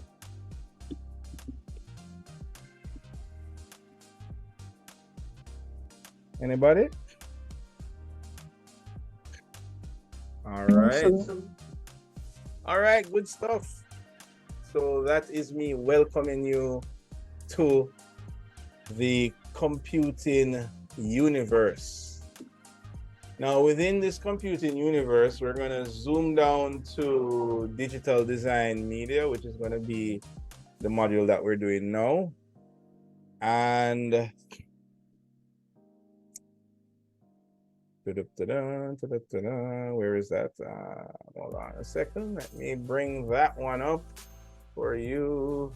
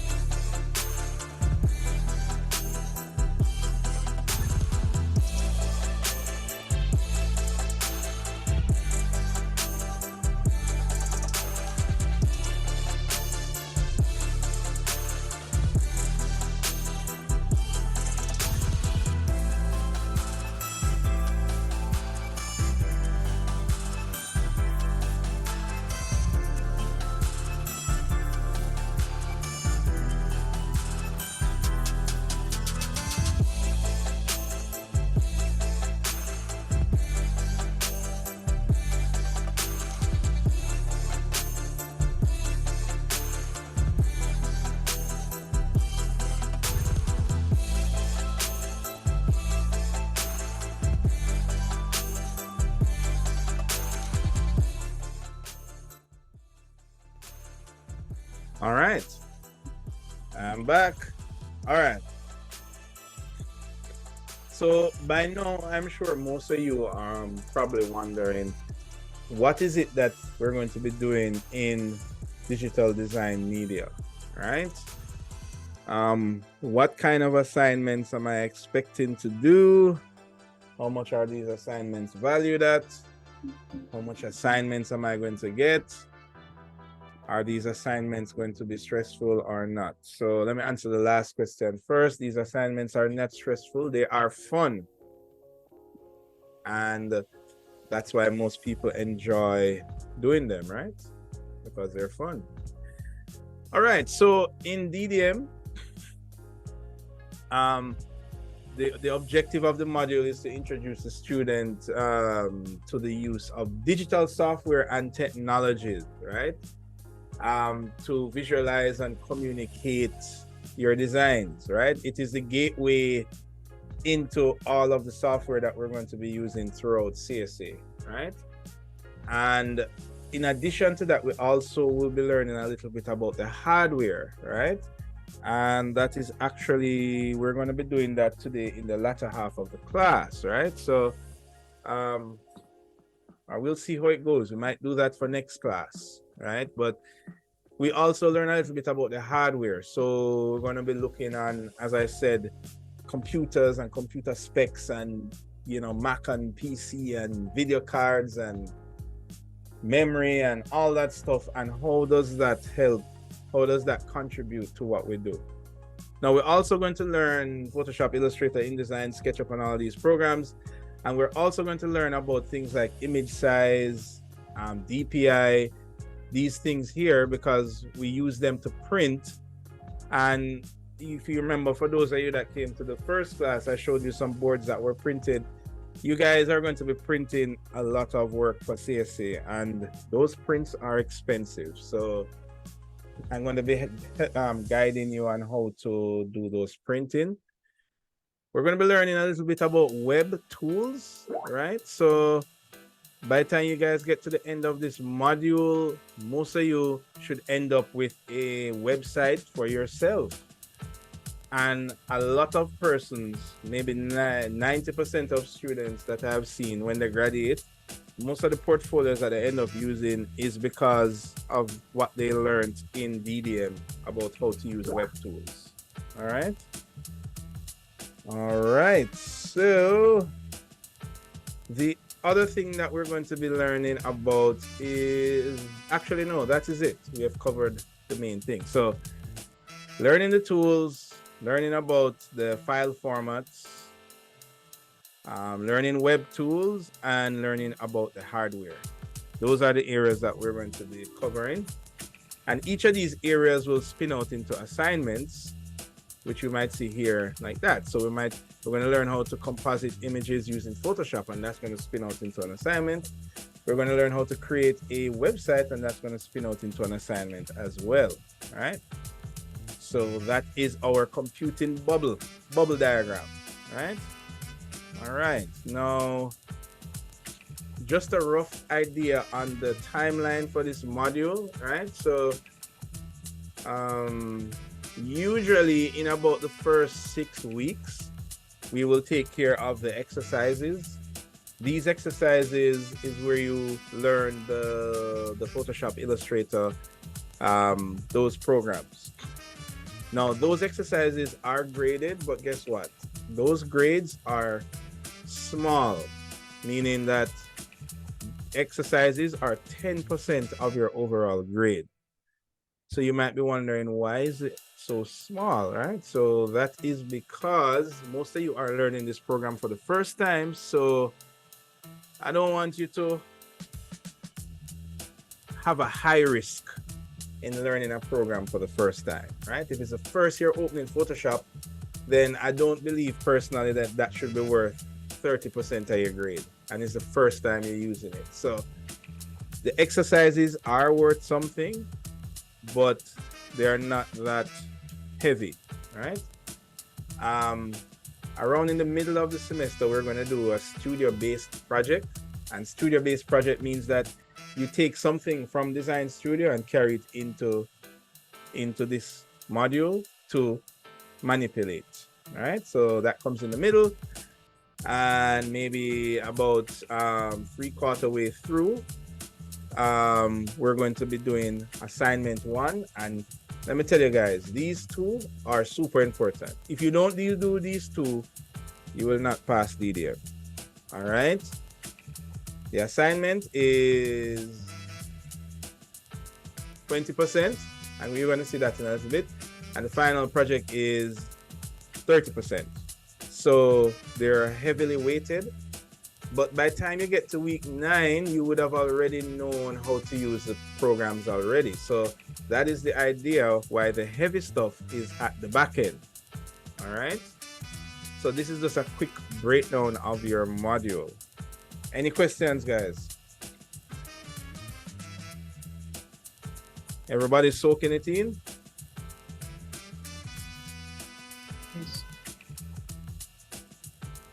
Yes, sir. All right.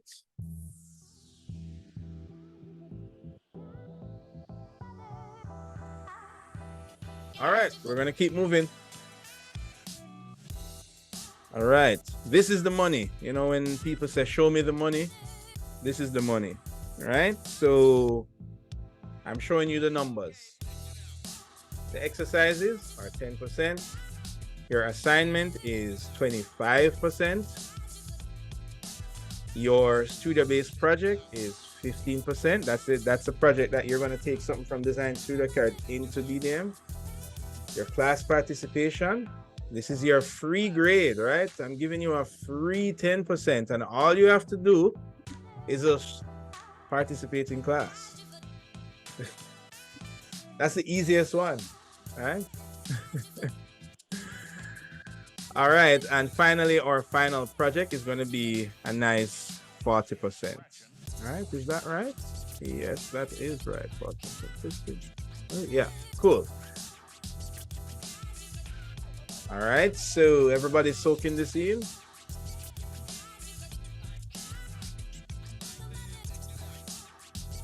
Yes, sir. Yes, sir. We're getting it. We're getting it.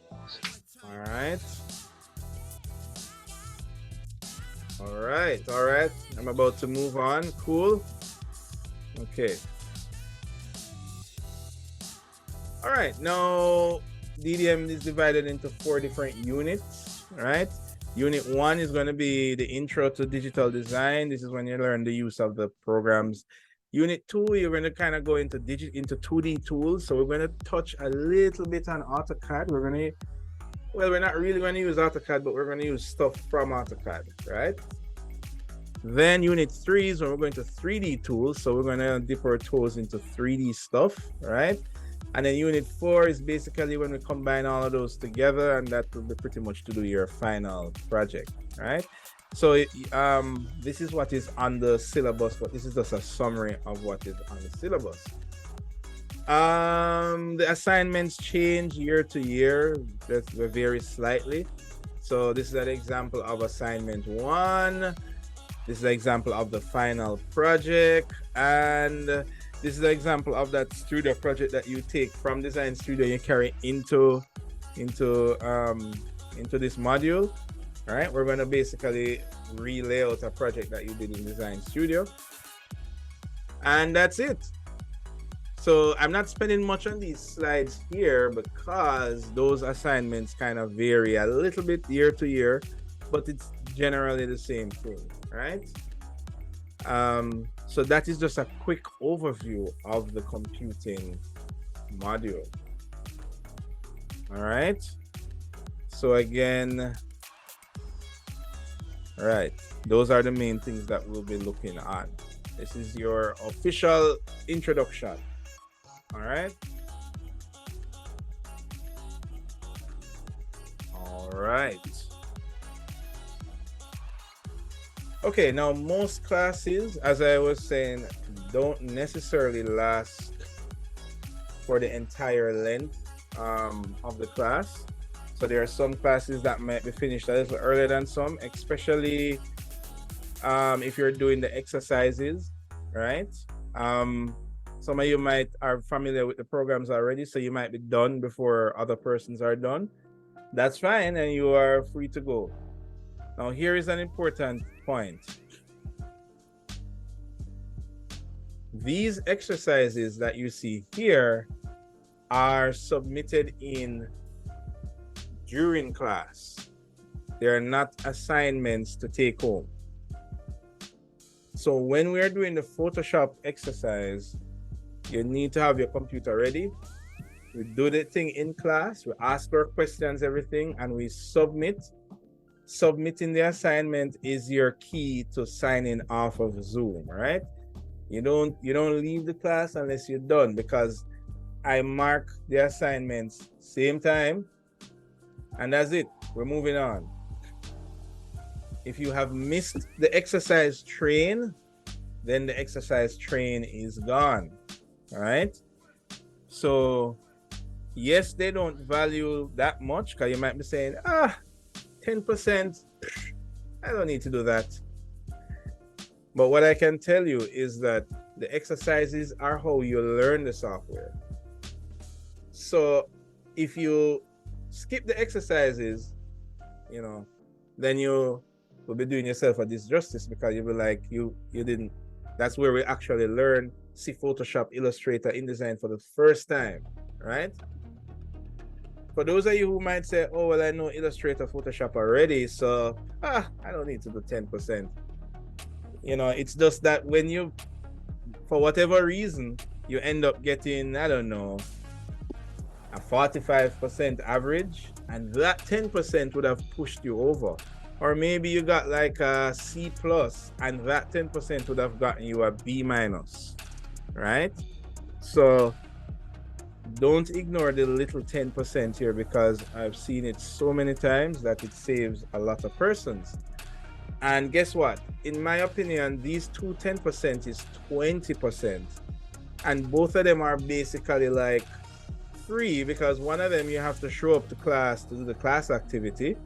And the other one is that random activities pop up during the module and you just do them. So all of those are done in class. So you need to show up in class in order to gain this 20% here.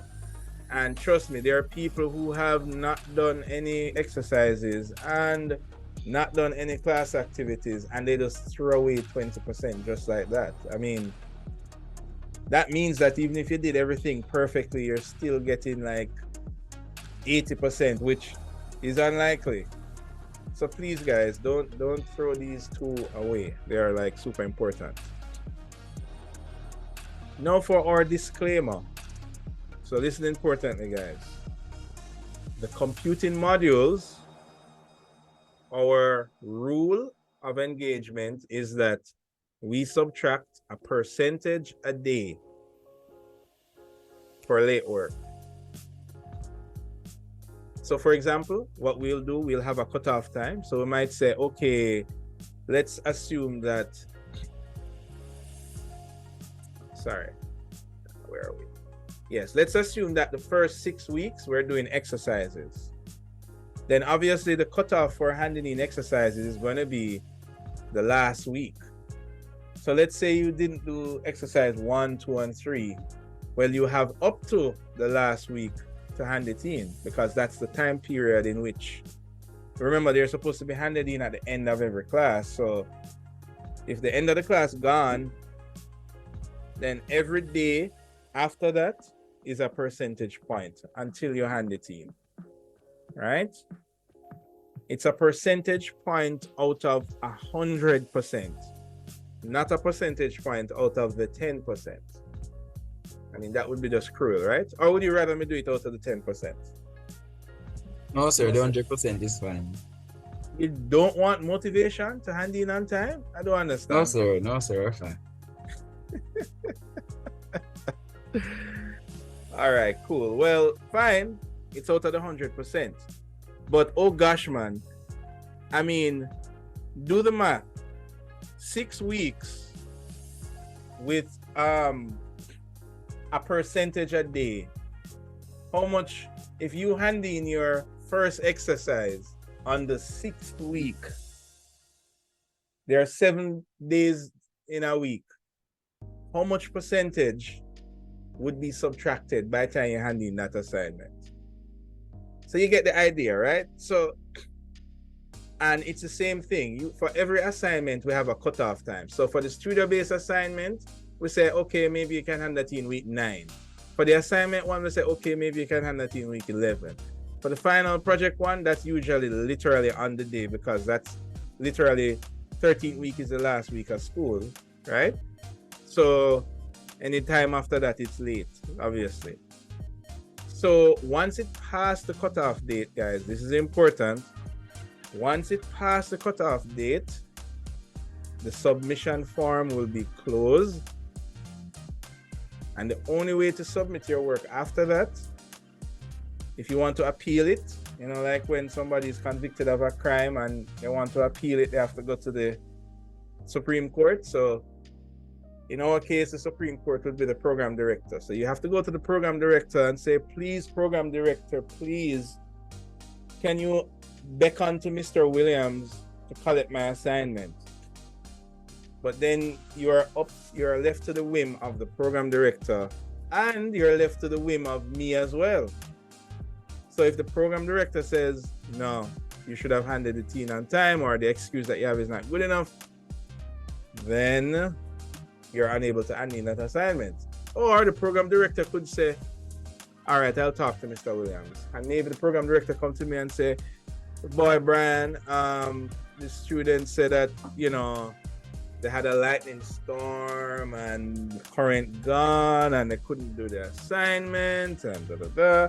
And I might say, well, yeah, but I told them they could get extra time and they didn't, so no. So 2 persons have to agree to collect the assignment after the cutoff time. So please, guys, don't make it reach the cutoff time and then you hand it in the assignment. All right? All right, so that is our policy going to be set going forward. So let me go again. A percentage a day, subtraction for late work. And by the way, guys, this is automatic.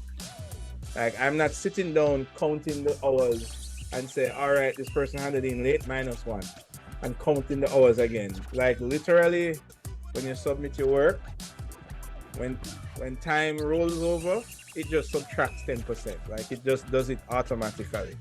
All right, so please hand in your work on time. Okay? Are there any questions about our contract that you are signing with me now? Any questions? Do you need time to think about it before you sign this contract?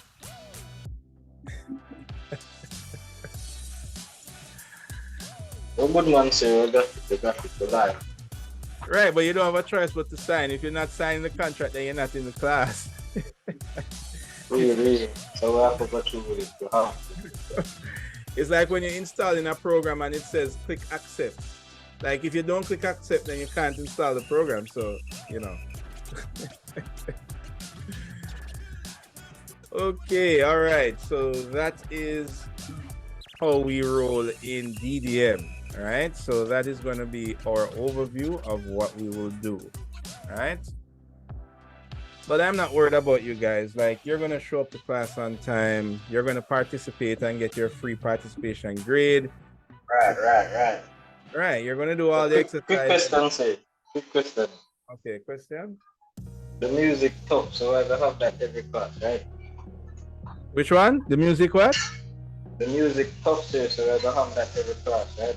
Yeah, man. There is always I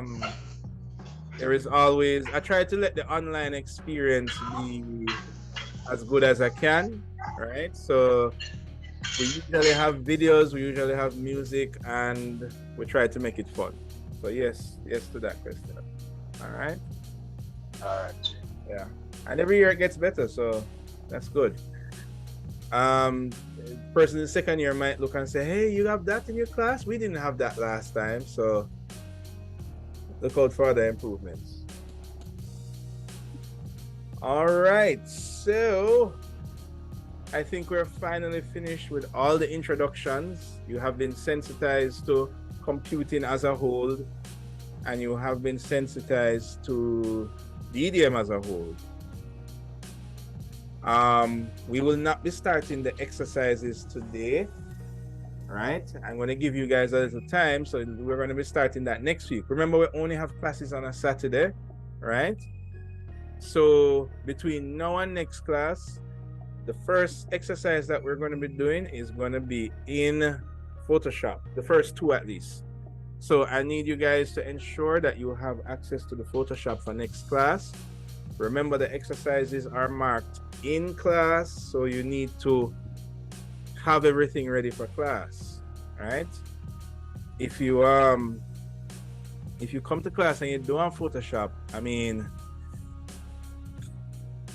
like, how you going to hand in the work? Like, you know, we'd have to, like, I mean, you know, and you don't want to like hand it in late, or else you're going to be losing marks. I mean, you know what I mean? So let's not do that, right? Try and call Mr. Campbell if you're having any trouble. Try and get everything ready. And if all else fails, use the computers in the lab. All right, because those are ready and good to go. They are a little old in terms of the software, but the monitors and the screens are very nice. So yeah. All right. All right. So what we're going to do now, we're going to stretch a little. I want you to go drink some tea, some water, and we're going to talk a little bit. We're going to geek out a little bit on computer for the last hour, I would say. And then pretty much after that, you guys are free to go. But I want us to take a little coffee break, like 5 minutes, go grab a snack, go and stretch, get up from around the desk, and come back. And we're going to continue with our lesson. All right? So go ahead and do that for me. Okay?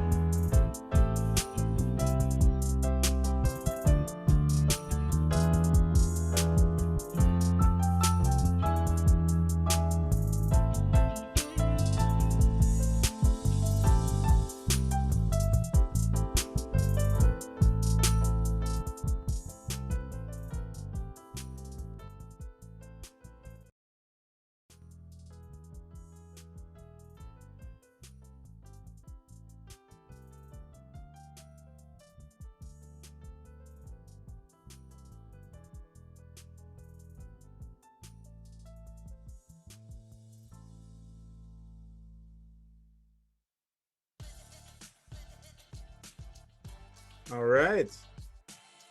Hello, guys. Are you back? Are we still here?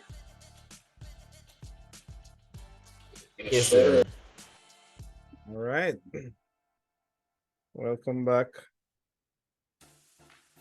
I want to encourage you guys to try and keep hydrated.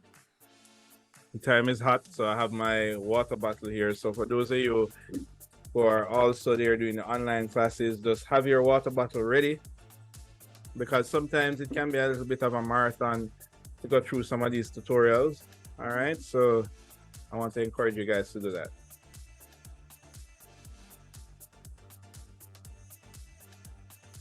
All right. All right, so I want to talk a little bit about the tools, right? Can you guys hear me okay, by the way?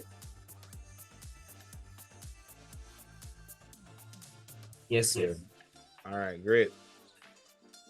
So, being that this is our first class, for some of us, maybe some of us are even still on work and travel, and we work that sweet money so that we can buy some awesome equipment to use for our module. So one of the first things that I want us to touch on is going to be the kind of equipment that we want to buy. So I want to talk about the tools for the digital artist. All right. So there we go. So just like how contractors or any kind of specialists use tools, we in architecture, especially I would say the modern day architect that we are now, we use a lot of tools to draw. And it might not be a toolbox that is full of like hard hats and physical tools, but rather it's the computer. And the thing about it is,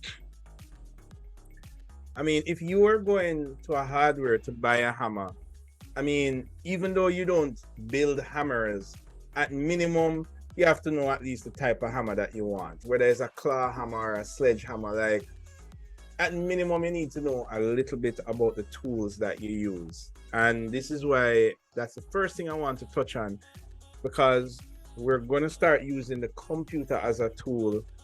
And things like video card, is it a Mac or an Apple, or should I get a new laptop, or why is my computer always freezing, right? Some of us use these programs already. So maybe in the past, you might think, I've used Lumion and the computer is just so slow.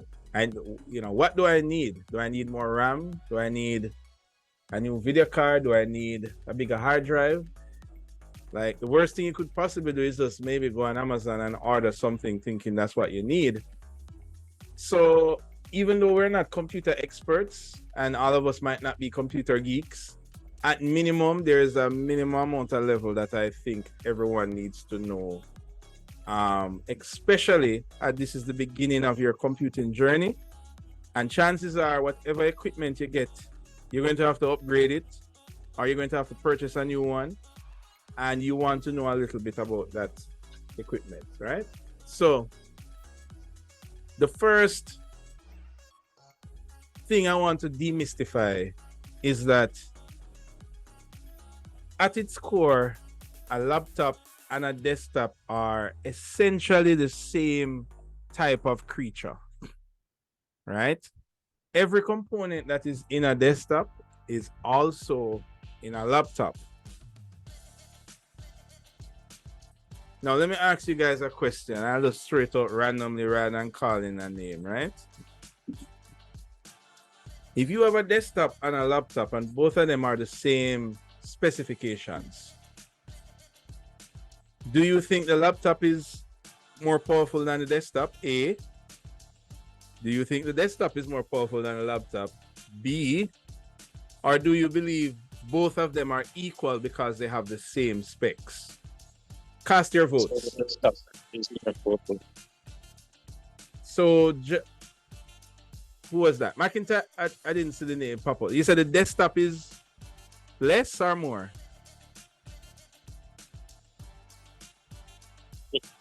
Sir, the desktop is more powerful. The desktop. All right. So Javin said the desktop is more powerful. Cool. Anybody else?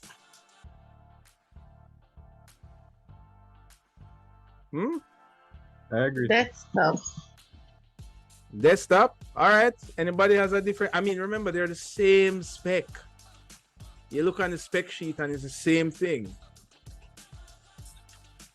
Does everybody think that?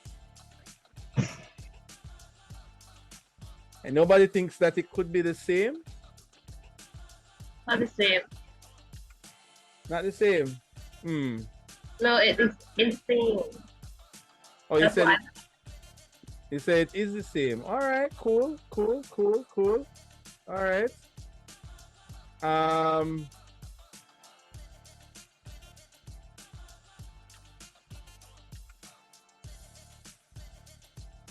All right, cool.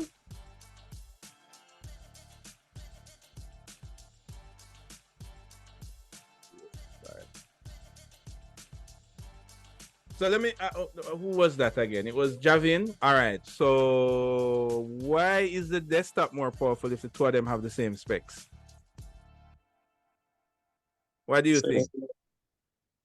So I'm not sure exactly what I think is like the core and stuff that the hardware has. Like the graphics card. I know it's not the same. I'm not sure why exactly it's not the same, but I know it's not the same. But you're casting your bets that the desktop is more powerful. All right, Karif.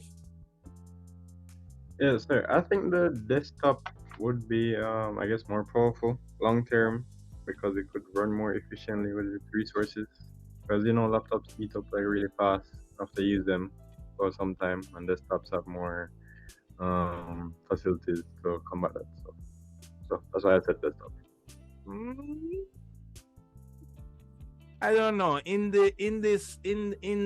this courtroom of computers, I don't know if that evidence would suffice to support your claim that the desktop is more powerful. It's a little too broad. Anybody else with any opinions? Why is the desktop more powerful? Maybe other persons are like in the middle. They're saying that, well, the desktop is bigger, so bigger is better. If something bigger, that means it's faster.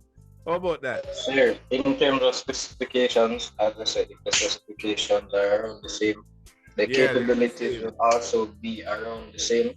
But like for laptops, portability is there. You can constantly be on the move while still having access to your laptop's information.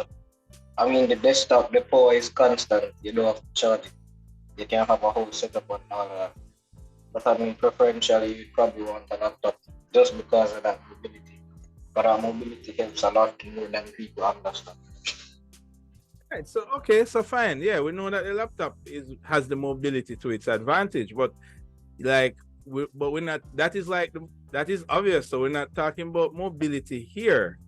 We're just talking about power, just raw, unadulterated power. Like you turn on Lumion and it's just flying, and you go in. But that's what I said, sir. If the specs are the same, they should be the same. The capabilities are going to be around the same. All right, cool. I mean, you're generally correct. They're going to be around the same. But so my question was like, are they exactly the same? They're going to be around the same. That is true. So, not to dwell too long on this, how long we have? Okay, 12 to. So, here is one thing that you should know, right? Definitely, their capabilities are around the same. If a desktop says it has 16 gig of RAM and a laptop says 16 gig of RAM, if a desktop says it has a 3080 RTX 3080 video card and a laptop says it has RTX 3080 video card, the capabilities are around the same. Now, the main difference between the things that are different between the two, the first thing is power consumption, right? a laptop is built around the fact that it is portable. Even the most not portable laptop, I was about to say unportable, but I don't think that's a word. But hey, guess what? In architecture, there's one thing that we do, we make up words. So I coin it today. The most unportable laptop still doesn't use as much power as a desktop counterpart. And the truth of the matter is the specs are the same, the capabilities are around the same. However, if you look under the hood, what happens is that if you are able to use more power, then you are able to be a little bit more powerful. So the general, you can just summarize it to say a laptop is set up to use less power. Henceforth, it is the individual components that make up the laptop is not going to pull as much power as the desktop counterpart, even though the specs are exactly the same. And the reason that I'm bringing that up is nowadays in computers, you have things called boost. When you go to buy a computer, your desktop or your laptop, you always see a thing called boost clock, right? And when you start going into the realm of boosting, what you're talking about is power and heat.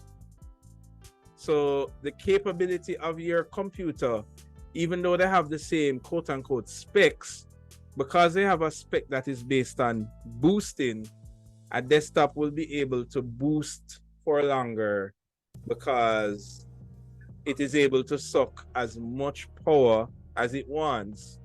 But the laptop, they're going to limit the amount of power that it can pull. So henceforth, it will lessen the amount of boost. And when I say boost mean above the standard. So from a standard level, they would be the same, but from a boost level, the desktop would be able to boost a bit further because it can pull more energy. Of course, that means more on your JPS light bill, but that's the cost of power. And of course, the desktop isn't portable. So that is just the first kind of mystery to demystify. It doesn't mean that that's why you would buy a desktop over a laptop, because buying based on how further you can push your device above the norm is not really viable. Like, just because one device can boost more than the other, I wouldn't really buy a device based on boosting, right? So that is one difference between the two. One is limited because of power. It doesn't mean that it's not powerful, right? It just means that it can't stretch the power too far. And nowadays, specs of computer are very elusive. That's why we actually have this lecture to talk about it. So for example, in both devices, they have typically the same components. And we're not going to dive into the technicalities above them, but usually the ones that are the most important is the CPU, how much memory you have, your graphics processing unit, your GPU, and how much storage you have. Right? Sorry, there's another wasp. Right? So that is what we're going to focus on, these things right here, and just to demystify like how they affect me in my DDM class or in my future computing class, right? So just to put things in perspective, we're going to use some analogies to help us understand this a little better. Now, your storage is going to be like a bookshelf, right? And your GPU is going to be like an artist. Like, I wonder, probably quite a bit of us in here can draw really well, and maybe some of us can't draw as well. But definitely everybody in CSA can put pencil to paper and do something. Chances are, if you go over to, I don't know, another faculty, maybe that does business or science, I assume that generally the CSA students will be able to draw better than the science students. And I'm not saying that science students can't draw, but let's just assume that you guys would be a little bit more defined in how you represent your drawings, right? So we're going to refer to the CPU as an artist, and we're going to refer to the GPU as an accountant. I tried to get the furthest thing away from an artist, and it would be an accountant, right? Everybody knows what's an accountant, right? Somebody who crunch numbers. They have a calculator and the math really well. So we're just going to assume that a person who is an accountant wouldn't be able to draw as good as somebody who is an artist. Is that a fair assumption, guys? Or am I being controversial? All right, you guys following me, right? Yes, sir. All right, cool. Now we're going to assume that our RAM is our desk space. So literally the desk that we're using. So I'm using a desk now. This is what the desk looks like. It's on wheels, so I can move it around, all right? And this is the amount of like literal space that I have to work with. And it's not really a lot of space. It's a very thin kind of desk. But that's what it is, right? And we're going to assume that the motherboard is literally the room that I'm in, right? So I'm in a room now. I'm actually on my porch, right? This is my office. It's nice and cool, breeze pass through, and yeah, I have good lighting and everything. And I'm a little bit surrounded by nature, so that's great. All right, so the first thing to understand about just the nature of how the computer works is that if we have a shelf that stores our books, the things that we need to work, like I have a shelf of books. It's not even in this porch where I am. It's actually inside the study of the house that I'm in now. But I do have a work table that I have now, and this is my work table that I have here. And I would be the user using this desk that I have. Now, the idea is that the CPU, which is like the accountant, does all the number crunching. Anything that has to do with calculation and math, right? Think about your friend in school that was really good at math, right? That would be the CPU. The GPU is the person that draws really well. And in this case, the GPU has everything to do with graphics that your computer does, right? So the CPU does all the calculation work and the GPU does all the graphic work. The smaller the GPU is, the less capable it is to do graphic. Now, usually most applications that we're going to use in architecture is going to require a GPU. And if you don't have any, or you have a weak GPU, then that is where most of your frustrations will lie, right? So generally, the computers that you will purchase when you go to Amazon or any website here. So if I go to Amazon, there we go. And oh, this is not my account. Maybe I should use my account. Let's go here. There we go. Let's pull this out like that, and let's get rid of that. There we go. All right.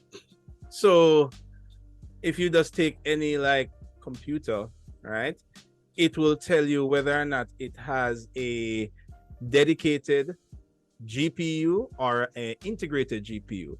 Now, here are some terms for you to look out. Some of them will use terms like discrete or dedicated. If it says it has a discrete GPU, then that just simply means that you have the accountant and you have the artist. You're good to go.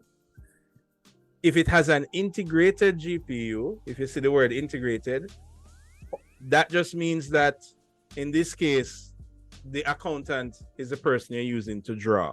So I know that there are probably some accountants out there who can draw really well, but I'm going to bet that the artist draws much better than an accountant. What do you guys say? Would you put your bet on the accountant that can draw really well or the artist? The artist. Exactly. Now, here is the marketing trick now. When you guys go to a lot of these websites, right?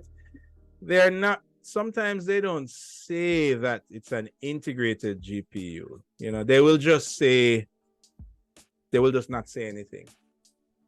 Right? So, for example, let me give you an example.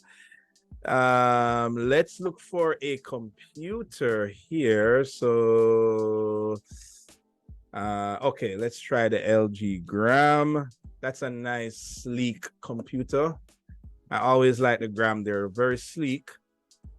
And let's look at this one here. Right, so it says LG Gram, 2-in-1 light-grade Intel laptop, blah, blah, blah, blah, blah, blah, blah, blah, blah, blah. Now, it says nothing about GPU or graphics. It doesn't say if it had a dedicated or discrete GPU. It just doesn't say anything about graphics. And this is the kind of tactic that some of these manufacturers use. Because it doesn't have a video card, it's better for you not to say anything than say, hey, I do not have a video card, because of course that would lessen your sales, right? So sometimes you have to go down and look into the specifications. And let's see, hard drive, graphics processor, aha, Intel Iris, right? Now, notice this term, what it says here. Anybody sees that?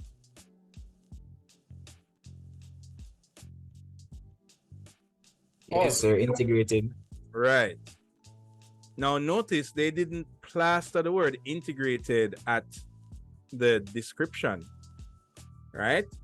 Because integrated means bad. That means that you're using the accountant to do all your graphics, not the artist. And most people nowadays are educated enough to know that integrated is not necessarily good, so they don't put it up front. So that's the first kind of thing I want you guys to look out for when you are purchasing your computers, that you want to avoid this. Like, no, if somebody is giving you free, tell them you don't want it, right? Don't even take it and sell it. Just don't take it, all right? Because usually when somebody gives you a computer, you're grateful, but then you use it in CSA and it causes you so much stress that sometimes at the end of the day, I don't know if they really gave you a computer or just gave you more stress, right? Because by the time you're using all of these programs, it's just going to stress you out when you just can't be able to deliver your assignments. So I really don't know if it worked out better or not. All right. So this is an idea what a GPU looks like for a desktop computer, right? So notice that this GPU looks all little and puny, and this one looks all fancy and full of muscle, right? So basically, in this case, that's how it looks. Now for laptops, of course you won't see them because they're inside the laptop, all right? But there's just one thing I want to highlight with you guys. Remember the first question I asked about which one do you think is more powerful? Like, if this exact what's this, GTX 1070 Ti video card was in a laptop, it is highly likely that these fans that you see here would be able to fit in a laptop. Like, literally, they wouldn't be able to fit.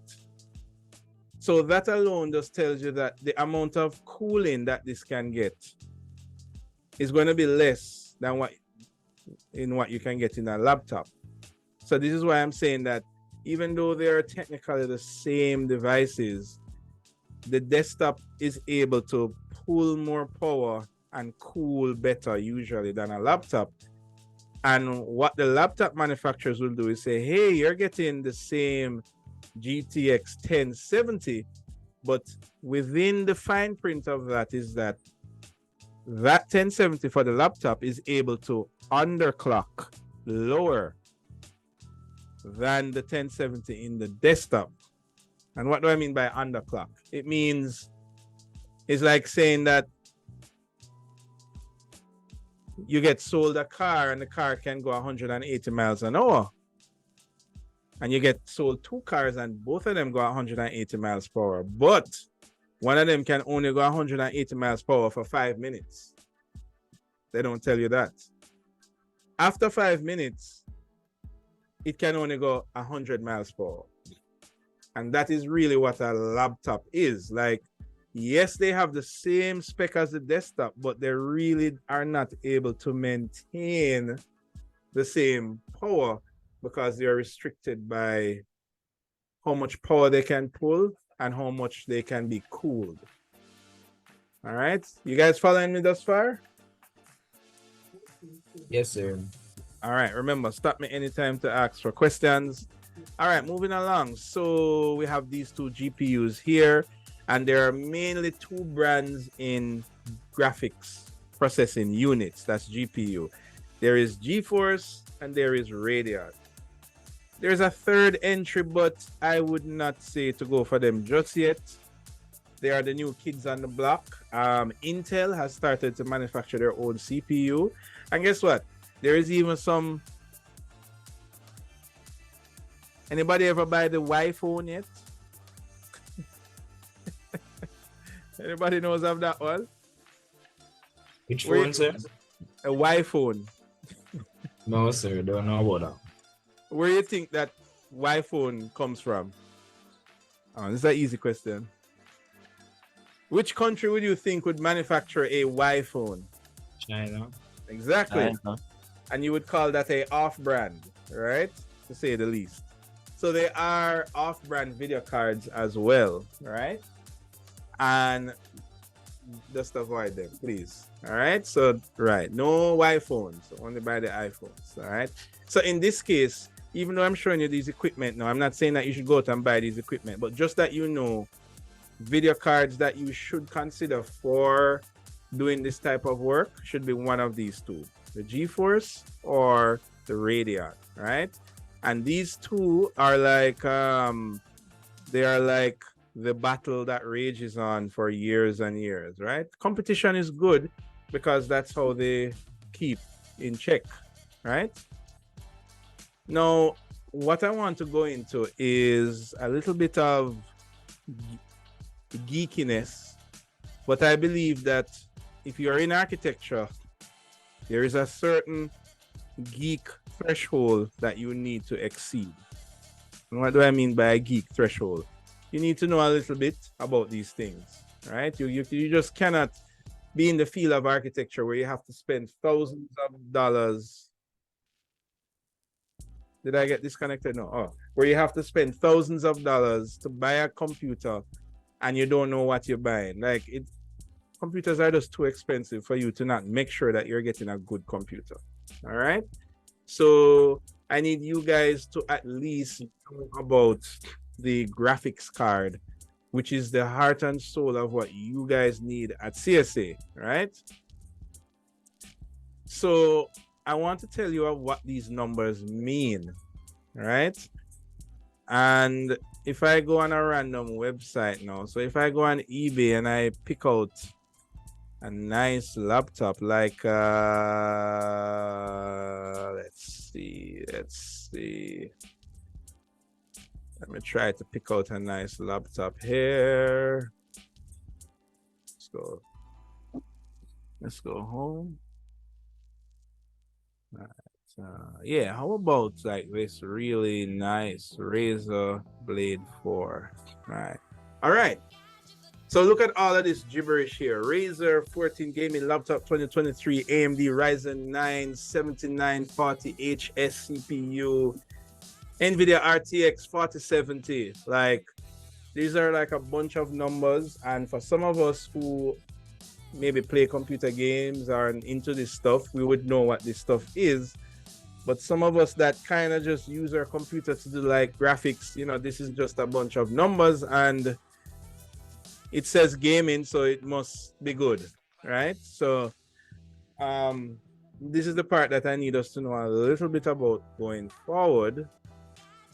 And we're going to focus on the graphics card a little first, because that, we all know that for CSE, you're going to need a graphics card. so you need to at least know how to know if this is a good graphics card or a bad graphics card. All right. A lot of you are going to be buying refurbished computers, right? And there are a lot of tricks out there that you can fall in the trap of, right? And you end up getting a computer that you struggle with during CSA. I've seen it many times. So what does this mean? RTX 4070 GPU. Javin, you have a question? Yes, sir. So what's the main difference between RTX and GTX, and which one is better? All right, good question. Good question. I'm about to answer that question, and I'm going to carry everybody else along for the ride. Now, these jargons that you see, RTX, GTX, and X's, right? They're divided into 4 different categories. You have what's called the prefix, which is kind of like, think of it like when you purchase a car and it's a Corolla. That's like the model. But what kind of Corolla is it? What kind of Civic is it? You get me? So that is what the prefix is. The first digit is the generation. So just like when we buy a 2023 Civic, let me say it the right way. We buy a Honda Civic 2023, right? So Honda is like the brand, so that's NVIDIA.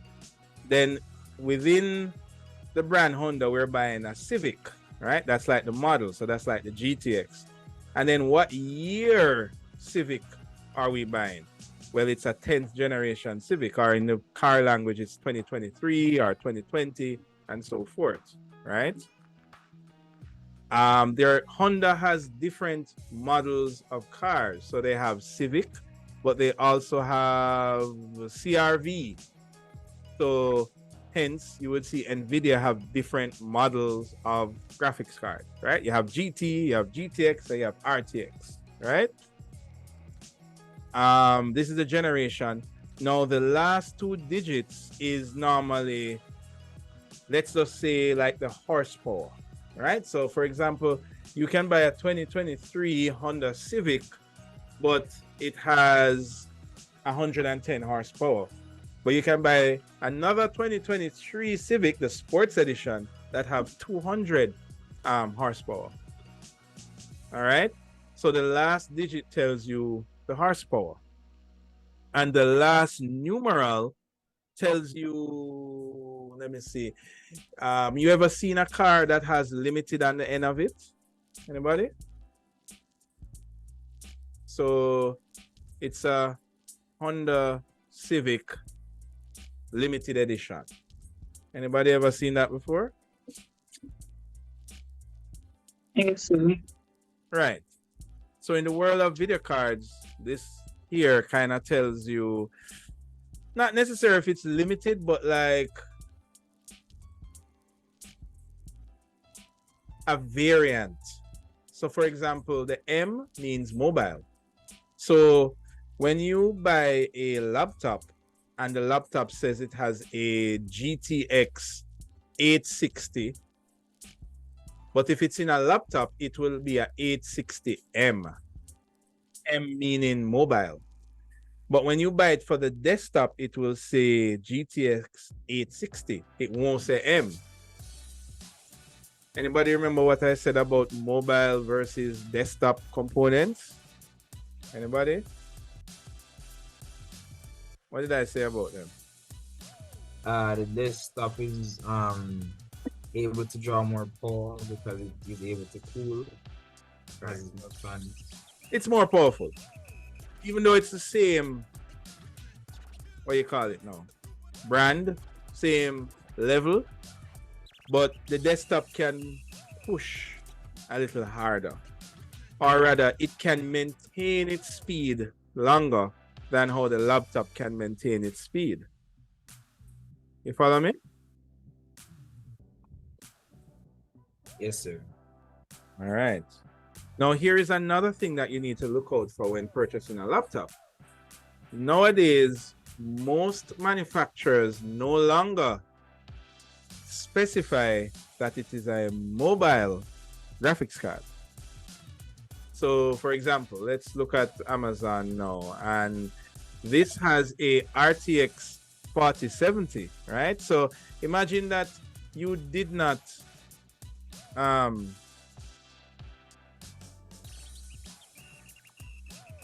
imagine that you did not see this picture. All I did was show you this text here. Like, it just says NVIDIA RTX 4070. It doesn't say 4070M. So you say, oh, I'm talking about a mobile processor. It just says 4070. So manufacturers have stopped putting the M. So on paper, if somebody just lists this on paper, it's like, I mean, if you happen to know that Razer Blade is a brand that makes laptops, then fine. And it says laptop here, but it doesn't have the M on it anymore because same thing. It hurts sales a little bit because the general consensus is that, oh, because it says M, that means it's not as powerful as if it did not say M. So they just stop put the M. So yeah, as I said, there's a lot of tricks that will exist. All right, so moving on. So let me ask a question here now, right? Here we go. And I'm going to start throwing out some questions randomly. Kaylee, are you there? Yes, sir. All right. Now, Kaylee, what we said a while ago was that the first digit tells us how new the card is. It's like saying a 2020 Corolla versus a 2023 Corolla. And the last two digits tells us the horsepower, right? How fast it is, right? So let's say that I am selling you a laptop. I'm selling you a refurbished laptop. And I have two laptops. And I say, okay, I have two laptops here. Which one you want? I have a laptop that have a GTX 1080M. And I have another laptop that has a GTX 860M and a 960 Ti. Both of them sell for the same money. Them have the same screen size or whatever. Which one would you buy? Well, Somebody else answer this question. Javin, you have an old hand that's up, so put on your hand. Yes, okay. Which one would you buy? And so why? the GTX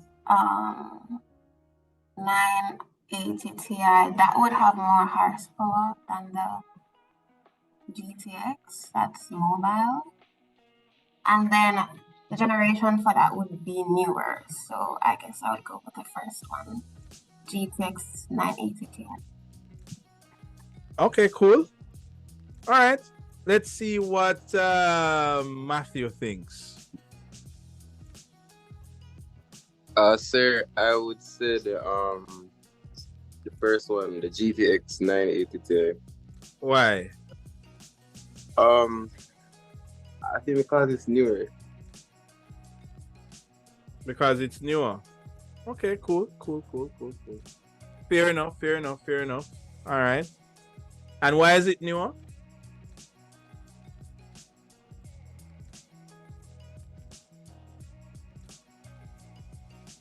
Matthew? Oh, repeat that, sir. Why is it newer? Because the generation number is higher. It's 9, and the other one is 8. All right, good stuff. All right, let me ask a more tricky question. You go on Amazon and you see a laptop with a 980 Ti, and you see another one with a 1070. All right, this one goes out to this one goes out to Michaela.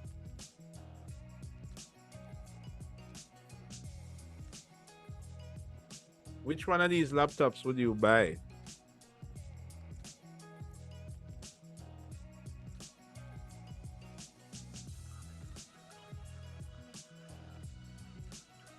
Oh, your mic not hearing you.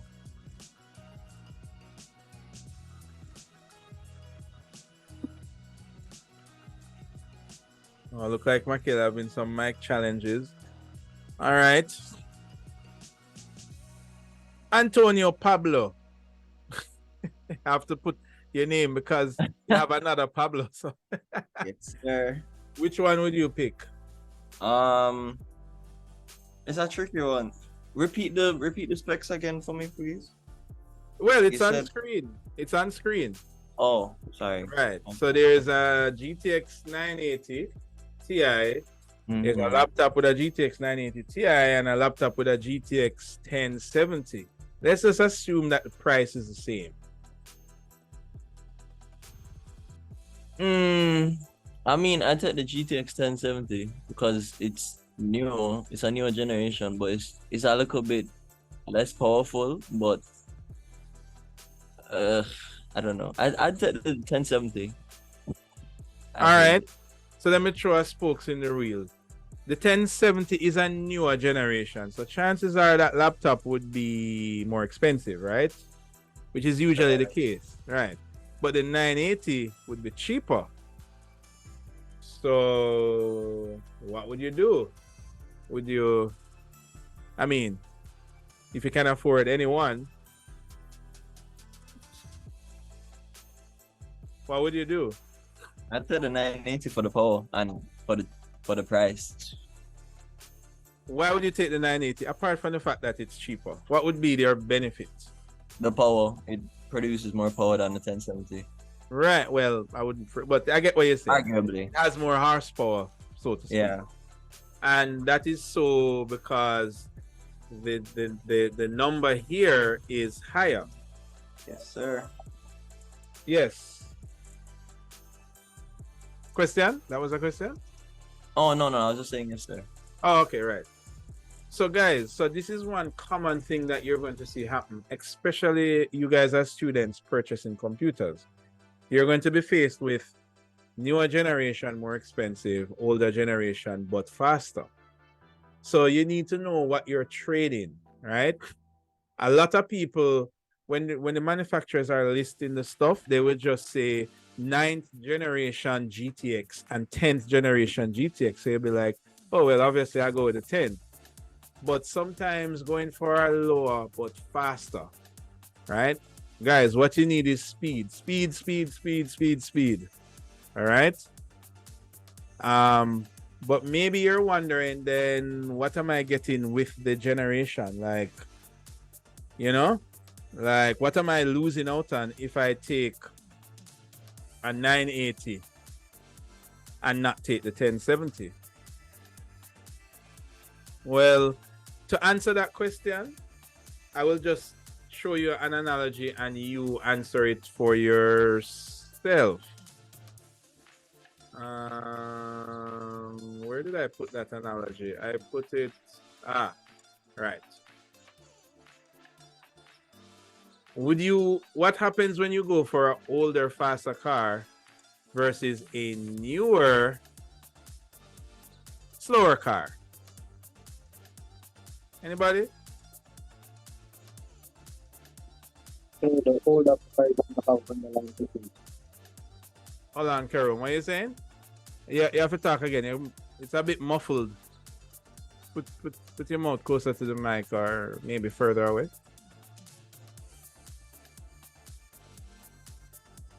What are you saying?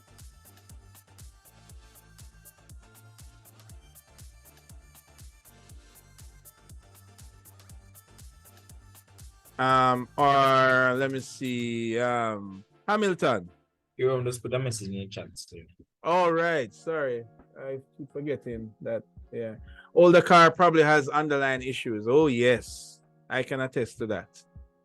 My first car was a 1990 Turbo Starlet when I was in 4th year, I think.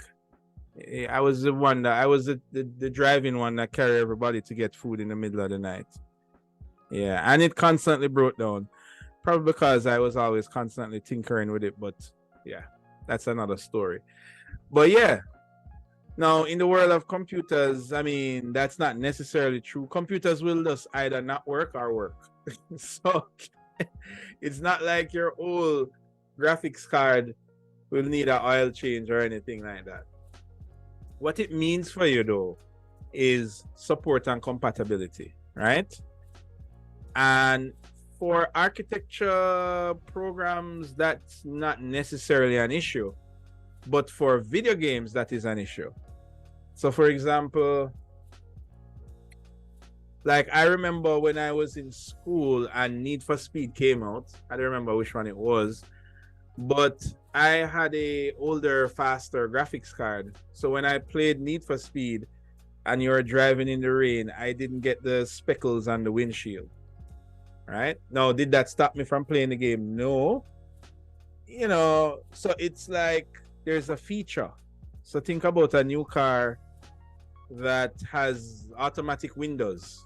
And an old car, you have to wind up the window. I mean, both of them still works, but one of them is just a bit more manual. So in a way, that's what you're getting when you take an older computer. So as a student, you're not really losing if you pick speed over newness. If you have the money, go for the newer one. But don't go for the newer, slower one. Never do that. That's bad. Very bad. Right? It's better you take a step back and go for one generation down and get a faster one. All right? So I'm warning you about that. All right? Now, in case you're going over to Team Red, right? Because traditionally NVIDIA computers are more expensive, right? That's Team Green. NVIDIA's colors is green and Radeon colors is red. For Team Red, it's the same thing. At least for their newer lineup, right? So you have 5, 6, 7, 9, 10. So of course, the R7 would be like saying Civic, right? It's just like how in NVIDIA you have GTX and RTX. In Radeon, you have R5, R9, RX. I'm not sure what will come after RX because they're still in RX now, I think. Yeah, they're still in RX.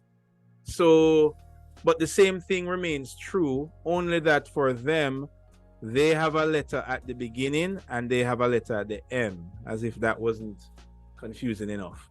But generally, the premise is the same, where you have the first digit being the generation and the last 2 digits being pretty much like the horsepower, right? So a 3090 has more horsepower than a 4080, even though it is a newer generation. All right. Now everybody following me so far, guys? Have I left you in the dust? So you can repeat that last one, please. Right, so I'm going to do that, and oops. Where am I? Oops, no, not there. Here, right. Battery then.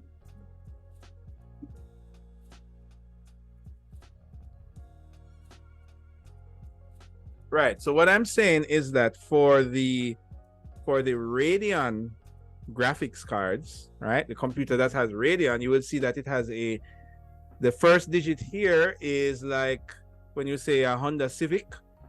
So AMD Radeon would be like Honda, and Honda makes many different cars. And one of those types of cars is a Civic. So the RX would be like saying Civic.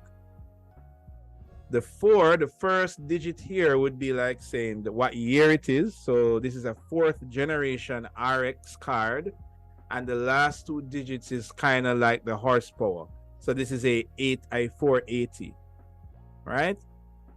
So even though the R9 is an older card, right? Because it is a 3rd generation, but it is a 90, which means that it has a more horsepower, right? And then it's a X. In AMD world, X means extreme. So, you know, it's like a type R. You know, you have a Honda type R, and the R at the end means it's racing version. So the X means it's like the racing version. All right. Everybody following me with that? Yes, sir. All right, so let's do an example. Let's look for a video card that, okay, here we go. Let's see. This is most of this has a RTX 3070 Ti, right? So RTX, that's the model. A 30, that's the generation, right? And then 70, that's the horsepower, right? And Ti means, it's like saying it's the hype version of the 4070. It's kind of like putting a spoiler on a car. It have a spoiler so it faster. Some people will argue with me and say, okay, they put the spoiler on the car, it has more aerodynamics, so it's able to go through the wind faster. Okay, fine. But for other people, they would say, it's not like I'm going as fast as a plane, so the aerodynamics is really pointless. The spoiler is just there to make the car look good. So that debate goes on. So the Ti at the end is NVIDIA saying that, you know, it has a spoiler on the card because it will allow it to go faster. So you pick from that what you want, right? Anyway, let's see if we can find an example with a Radeon. So let's look for laptop. Oh, actually, yeah, let's look for a laptop with Radeon graphics. And let's see what we can find. Can't find anything good.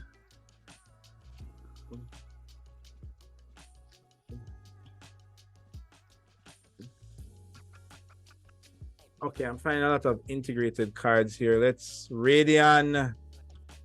Let's put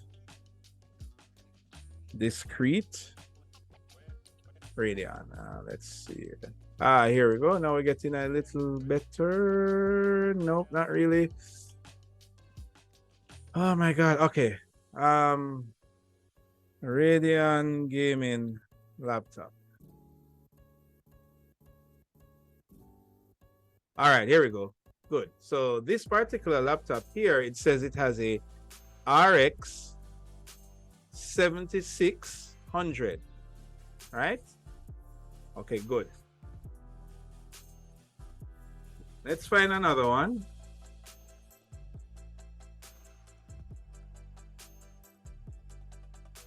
Let's find another one.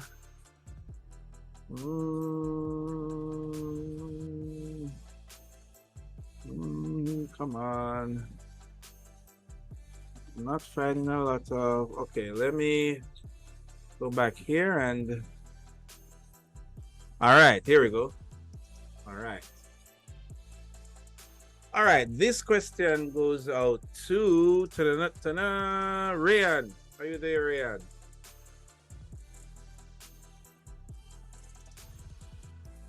Yes, sir. All right. Would you like me to give you 1,000 US? Sure. All right. So I have given you some money and I've said, go ahead and purchase a computer for CSA out of the goodness of my heart, right? All right. This one costs $1,200 and $1,600. Now, both of them, come on, this thing is in the way. All right, this one has a Radeon RX 7600S, and this one has a Radeon RX 6800M.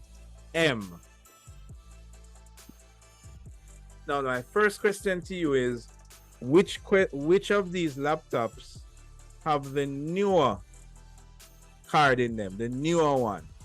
Right? So it's like saying which car is newer, the 2000 or the 2023 version, right? So which one of these graphics cards are newer? Maybe 7600S. All right, cool. And that is because, how do you know that it's newer? What tells you? Number. Right. The 7 tells you that it's the 7th generation. Now, which one is more powerful? The 68. All right. So you see, so this 6800 laptop, because the last digits here, actually versus this digit that's right here. So you're right. This one would be faster, at least if you consider in Radeon's language. In NVIDIA, it would be a different story. But but that is the general idea that I want you guys to know. You guys need to know which one is more faster. Now, there are other things having to do with the computer, like screen and memory and all these other things, but this main thing of video card is what eludes a lot of persons. They have persons who have spent upward of $2,000 on a computer, and when they reach third year, they cannot do 3D modeling because it did not have a video card, right? And they didn't know that it didn't have a video card because they didn't know what these numbers mean. So please don't let that happen to anybody here. Now you know what the numbers mean, so we can move on. Now let's talk about the CPU. And the most important benefit of a CPU is that it has multiprocessing, right? Multiprocessing is a term that everybody is familiar with. So, Sophia, what do you think multiprocessing is? Just give me in your own words. Don't matter what you're saying.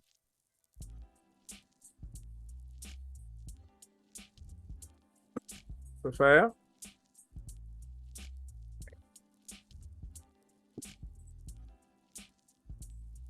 Sir, can you hear me now? Yeah, man, I can hear you. Multiprocessing, I believe, is like 2 processing units or more. Right. So 2 processors mean half the work, right? I mean, if you have 2 people painting a wall, then obviously you paint the wall in half the time. Right? Yes. Right, there you go. I mean, that makes perfect logical sense. I mean, nowadays, even your phone has like 4 cores or 10 cores. Everything has multiple cores, right? And the general idea of more cores, that simply means that you can do more things at once, right? So, but my question to you guys, and I'll open out this one, right?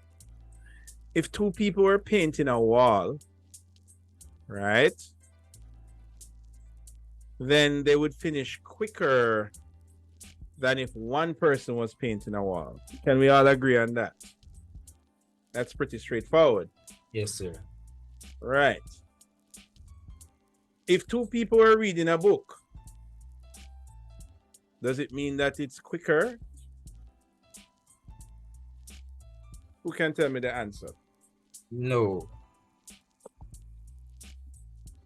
No, sir. And why not?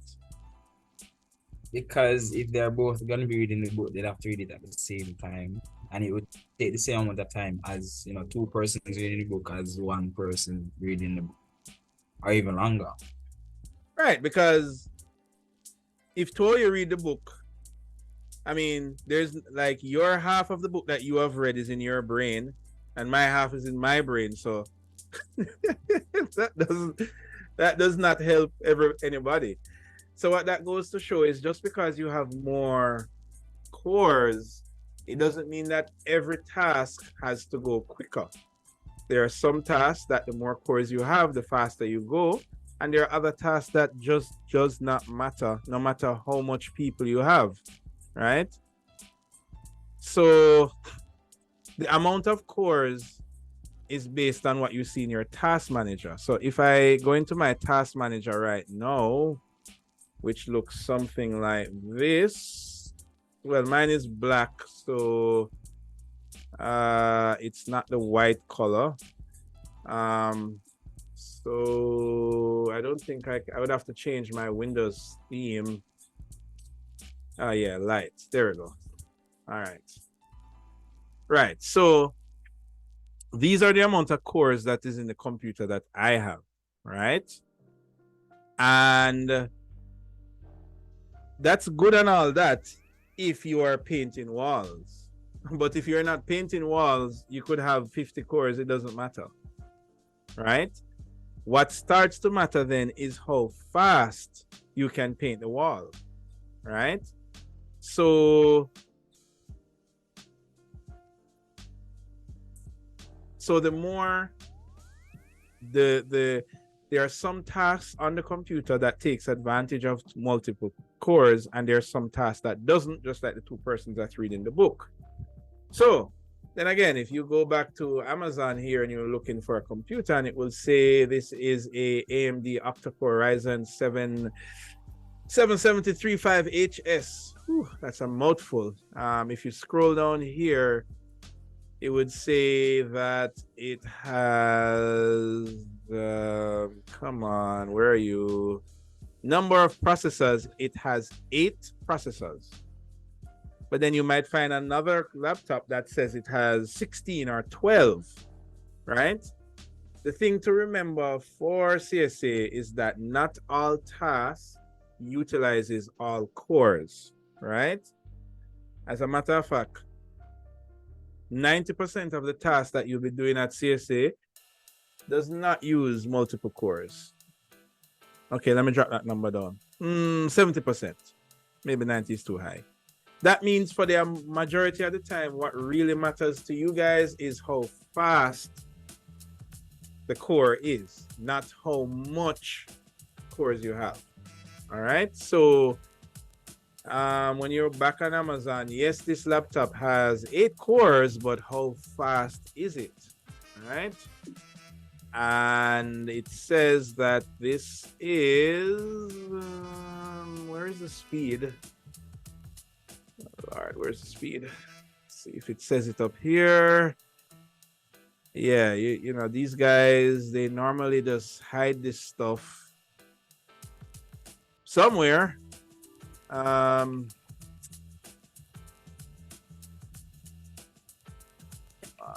are you? And this is the thing, guys, when you're buying the computer, look in the specs, like look for the speed. You notice they're not putting it here, like, you know, when you see manufacturers start to hide these things, you know, then you start to get wary, like, you know, why are they hiding the speed? All right, I can't find it in the specs of the computer, so I'm gonna just copy this and I'm gonna look for it on Radeon's website. There we go.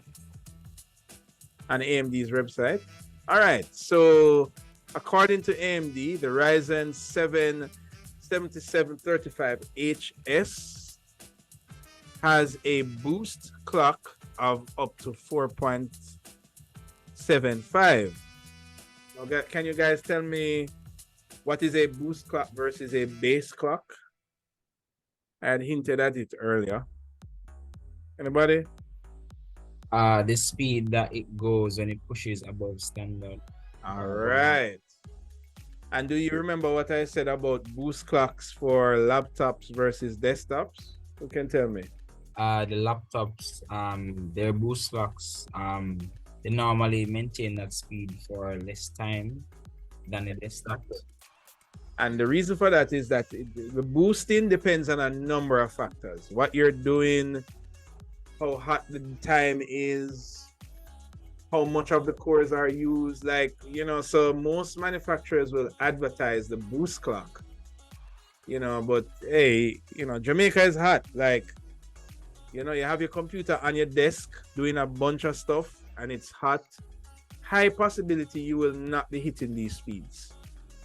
So the base clock tells you, like, this is what you pay for. This is the speed of this processor. It's 3.2 gigahertz.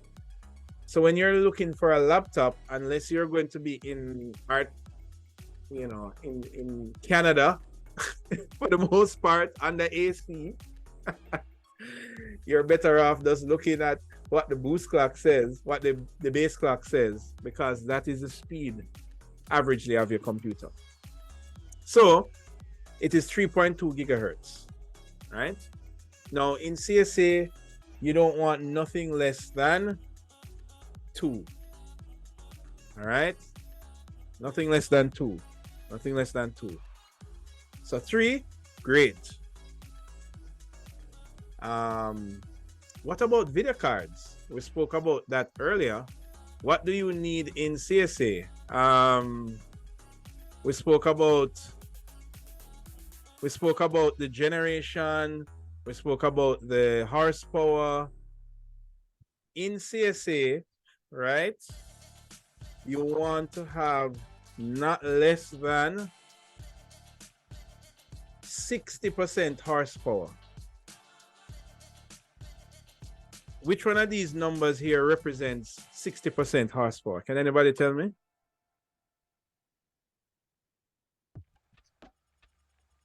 Remember, you're just considering the horsepower, this column only. The GTX 860M. Okay, which one is exactly at 60% horsepower?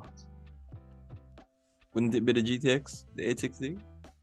Right, you're correct. The 860. So what do I mean by that? Think of how the horsepowers are numbered. Like, if something is called a GTX 210, this horsepower of 10, if somebody is giving that to you, tell them you don't want it. Right? Even if they're paying you to take it, don't take it. All right? This is what you need to watch, the horsepower. That's super important in CSA, right? In CSA, don't take nothing less than 60. And that is super important because there's a lot of laptops out there that says 50. And I mean, you will kind of survive with a 50. You will be frustrated and you'll pull out your hair, but you will survive. You will not survive with anything less than 50. That is for sure. Like, you know, you open Lumion and you will be like, it's like skipping through a slideshow of pictures, you know. You will not be having a good time. So you want to, what is recommended is 60 and up. So it, you know, regardless of the generation, regardless of the model, you want to keep it at 60 and up. Same thing for NVIDIA, Radeon. Same thing. You want to take anything 60 and up. 50, you're in the red. Like, just know that, you know, when you read 3D modeling or when you're trying to render something in Lumion for your final project, you're going to struggle with 50, right? You will survive, but you will struggle. 60, you will struggle less. You struggle sometime. 80, whew. 90, you're the king. All right, so keep that in mind. So let's look at some examples here. If I just Google a laptop really quick, like this. This is a little funny because Radeon know the kind of 6800.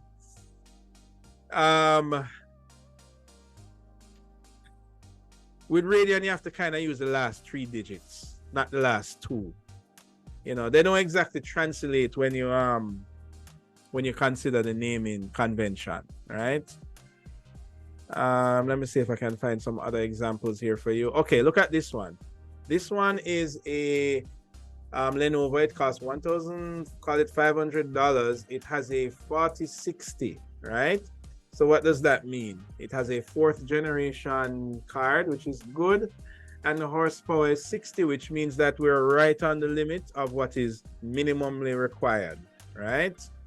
So, you know, with this laptop, you're good, but you won't be smiling all the time. You're going to struggle a little bit sometimes. All right.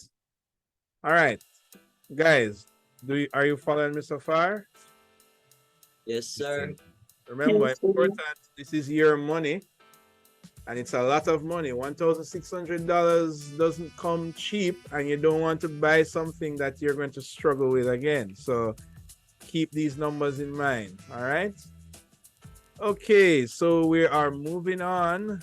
So we know that in CSA, nothing lower than 60 in terms of the horsepower, in terms of processor speed, nothing less than 3 gigahertz.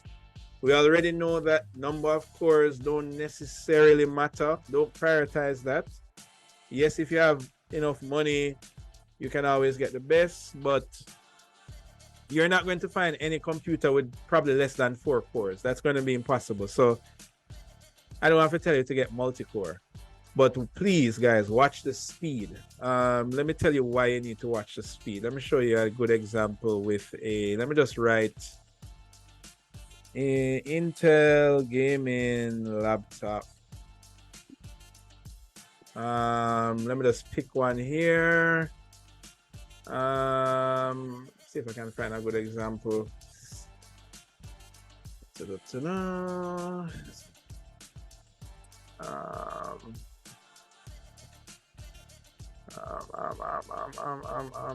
All right. Look at this example, right? This is a Lenovo LOQ. It has a GeForce 4060, which is good, right? That's okay. 16 gig of RAM. We'll come into RAM next. What is the speed? You notice that manufacturers, they just like always want to hide the speed. They're not like telling us what the speed is. 1.8 gigahertz. All right, guys, if you can't find the speed, what you need to do is take the name of the processor, Intel 13 Gen, blah, blah, blah, blah, blah. Copy this, paste it into Google, and look on the ARC website. That's usually the first website that will pop up. It's called, oh, they changed the name? Oh, no, here it is, Intel ARC. Right. So you want to look on this Intel ARC website. This tells you what's really happening. So it tells you everything, the cost, everything. Where is the base clock? Oh my gosh, they make these things so tricky nowadays.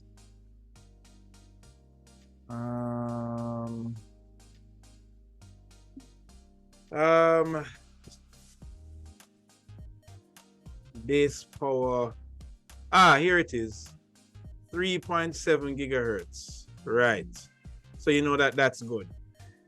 Don't watch the 5 gigahertz because that, as I say, is turbo. That will only happen when you're having a good day. All right. And that can't be sustained over long periods of time. Right. So 3.7, you know that is good. Right. Some computers, they will say 1.8 gigahertz or lower. As a matter of fact, this one, I don't think this is the right one. I think because this is not the mobile edition, 1300H. Basically, just make sure that you check out the speed. You don't want to get anything too slow. All right, the last thing that we're looking on is now the RAM, right? So far, we've looked on GPU, we've looked on CPU.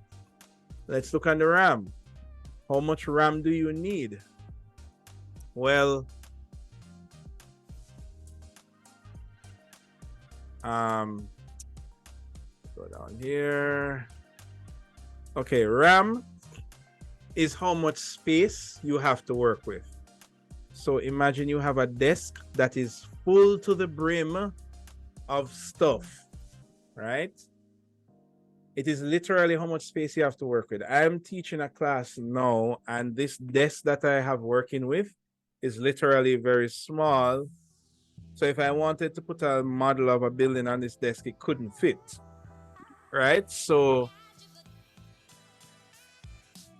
the more RAM you have is the more programs you can open at once. Anybody here normally have like 100 tabs open in Google Chrome? Anybody?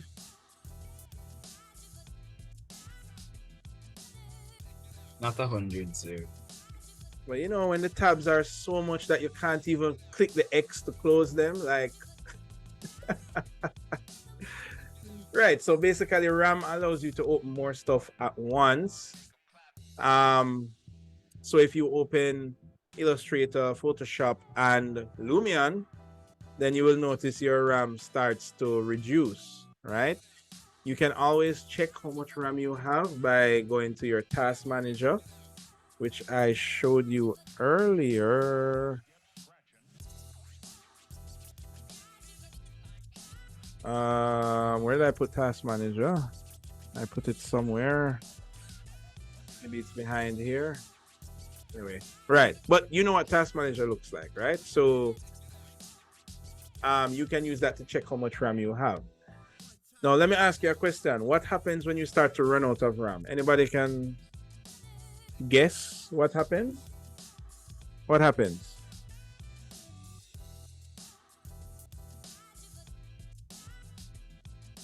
The program crashes. Not really. I mean, it can, but you know, computers nowadays are modern. If you run out of RAM, most programs will work around it. Anybody want to take another wild guess? What will happen when you run out of RAM? Like, think about it practically. What was that?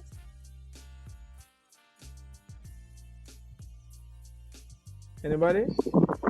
It slows down.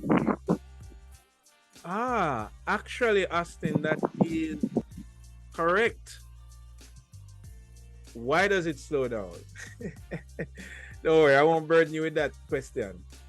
But what I can ask you is, imagine if you were using a desk and it got this filled. Imagine you're in design studio and you have your sheet, but you also need books that you need to research what you're doing. Literally, what happens to your desk in your studio space when it gets full? What do you have to do? Anybody? You have to slow down and kind of reorganize the clutter and then start again. So it slows down your process. Exactly. And how do you deal with the clutter? You have to literally start to swap stuff. So I need to take stuff off of my desk and maybe put it into my bag. Or if you're at the library and I have too much books, I need to put back some books on the shelf. If you're in design studio and there's too much stuff on your desk, you need to maybe put it on another desk or put it in your locker. And that process is called memory swapping. So before your computer crashes with a blue screen, it's not going to crash when you fill up your RAM yet. What it's going to do is it is going to put the stuff on a shelf so that the stuff that you need from the shelf you can put on your desk. And that process is called memory swapping. And memory swapping, that is why your computer ends up feeling really slow, because it takes time for you to take stuff from your desk and carry it to the shelf, and take stuff from the shelf and carry it to the desk. So when you run out of memory, the computer will start to do memory swapping. And then if it's too slow, like the program is trying to do something, but the memory swapping is taking too long, that's when you get a blue screen, right? and that's when your computer crash. But usually the program will just hang, right? So if you've ever used Photoshop before and you click something and you're there, and you're like, come on, no man, what's happening? What's happening? You're clicking, not clicking. And that's because memory swapping is happening in the background. It's trying to quickly move stuff somewhere else and move what is somewhere else to the forefront. And when you run out of memory, it will start to swap. If swapping is too slow, then your computer will crash. All right? So that is what happens when you run out of RAM. And usually when you start to run out of RAM, it means that you have to close some applications, right? You have to take some stuff off of your desk and put it back on your shelf. All right, so does everybody understand what we mean? Yes, sir. All right, Austin, you're answering for the entire class, I guess. All right, so the question is, how big do you think this desk should be? How much RAM is good enough for CSA? Probably 16 or 32. There you go. At the end of the day, you can always run out of RAM because you can always open too much programs to the point where your RAM will be filled up, right? Not to mention there are some programs that allow you to open multiple iterations. So you can only open one iteration of Photoshop. You can't open like 5 Photoshop one time. But if you're using Blender or 3D Max, you can open 20 3D Maxes, 20 Blender windows. So you get where I'm going with this, right? So, so the amount of RAM that you need minimum for CSA will be 16 is the recommended. Nowadays, you can survive on 16, definitely. 8, you're going to have a very bad day. 4, don't do it. Don't do 4. Okay? That's just don't do it. Okay? You're going to have a very bad day. So, I mean, if somebody hands you a laptop that's 8 gig of RAM, what you can do is look at the video card. Remember we discussed video card. Look at the processor. Remember we discussed processor. And maybe those two might be better. So maybe you can struggle with it and add more RAM later. Right? Now there's one important thing that you need to watch out for, and no manufacturer will list it on their site. So let's say you go to buy this laptop here and this laptop says it has 16 gigs of RAM. And you say, all right, I'm going to take that 16 gig and then I'm going to add more RAM later.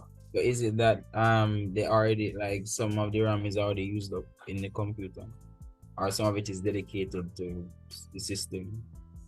Well, to answer that question, some laptops have what's called soldered RAM, right? That means that the RAM cannot be upgraded, right?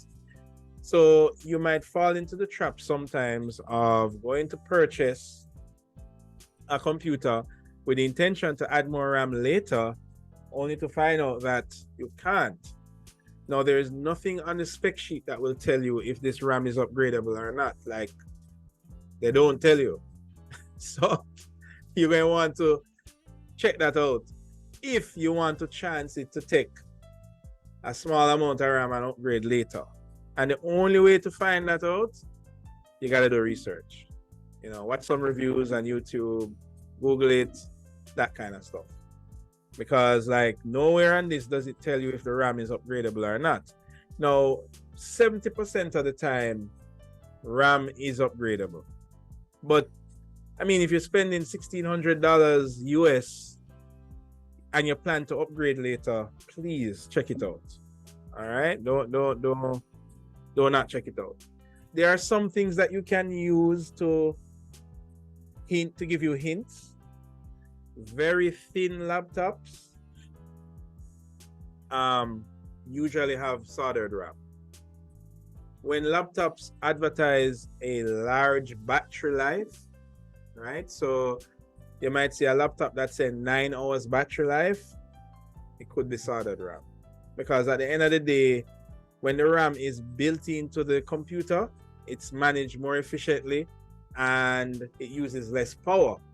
But you can't change it. So pick your poison.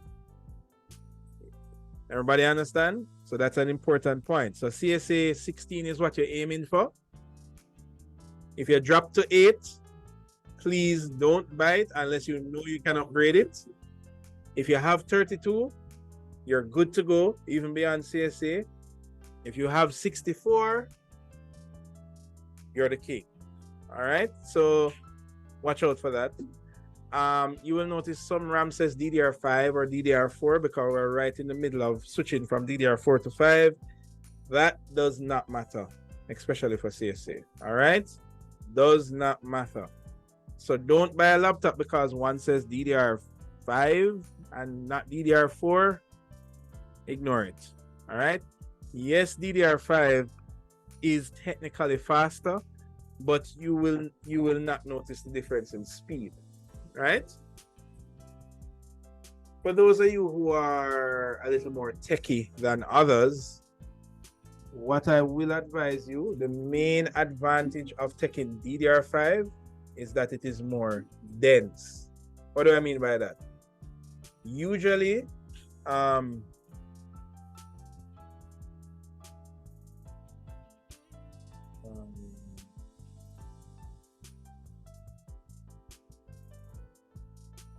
this is just a quick plug for those of you who are techie.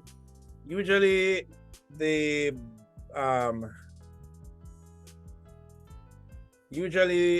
inside of a laptop looks a little like this, right? And here is a slot for one stick of RAM, and here is another slot for another stick of RAM, right? So you can add 2 physical sticks of RAM. When you purchase a computer, chances are one of these slots will be filled, and maybe you will have another slot that is empty that you can upgrade later on. Now, if you are buying a DDR4 computer, the maximum amount of memory that you can get in a single slot of DDR4 module is going to be 16 gigs. Everybody hear me? Right? So that means if you buy a computer that has 8 gigs of RAM, and later on you want to upgrade that to more, then when you go shopping to buy another memory upgrade, the highest amount of RAM that you can get for DDR4 is going to be 16 gigs, which is a pretty good deal, you know? However, in DDR5, can anybody tell me what is the highest capacity you can get in DDR5? Anybody? You can just guess. Don't Google it. 64. And you would be correct.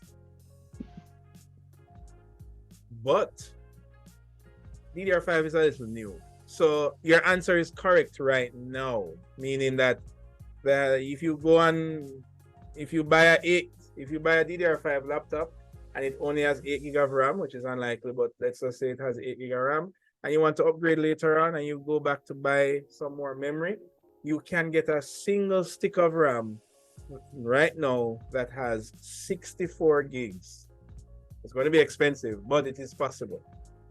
The truth is that DDR5 can hold a whopping 128 gigs of memory in a single stick. Mind-blowing, right? So that's the advantage of taking DDR5, capacity, right? Now, of course, 128 gigs of RAM is like an enormous waste of money, especially for CSA. But just so you know, that's the advantage of memory.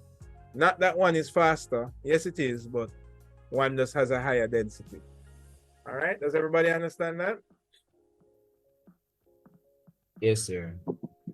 I don't mean to go like, I went a little too geeky there. I mean, that is for those who want to mess around and upgrade their computers, right? That's the main advantage. Our last topic is storage, right? And this one, I would say a lot of people get tricked on the most. This is where the pitfall is, right? When you go on Amazon again and you see what storage you're buying, you will see, oh, it has a PCI SSD. Then again, you might see another computer, let's say gaming laptop,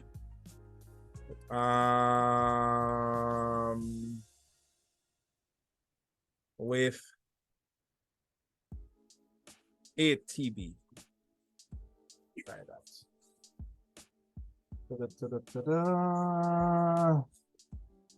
All right, nowadays, you're probably not going to get tricked that much because computers are just so new and so fast.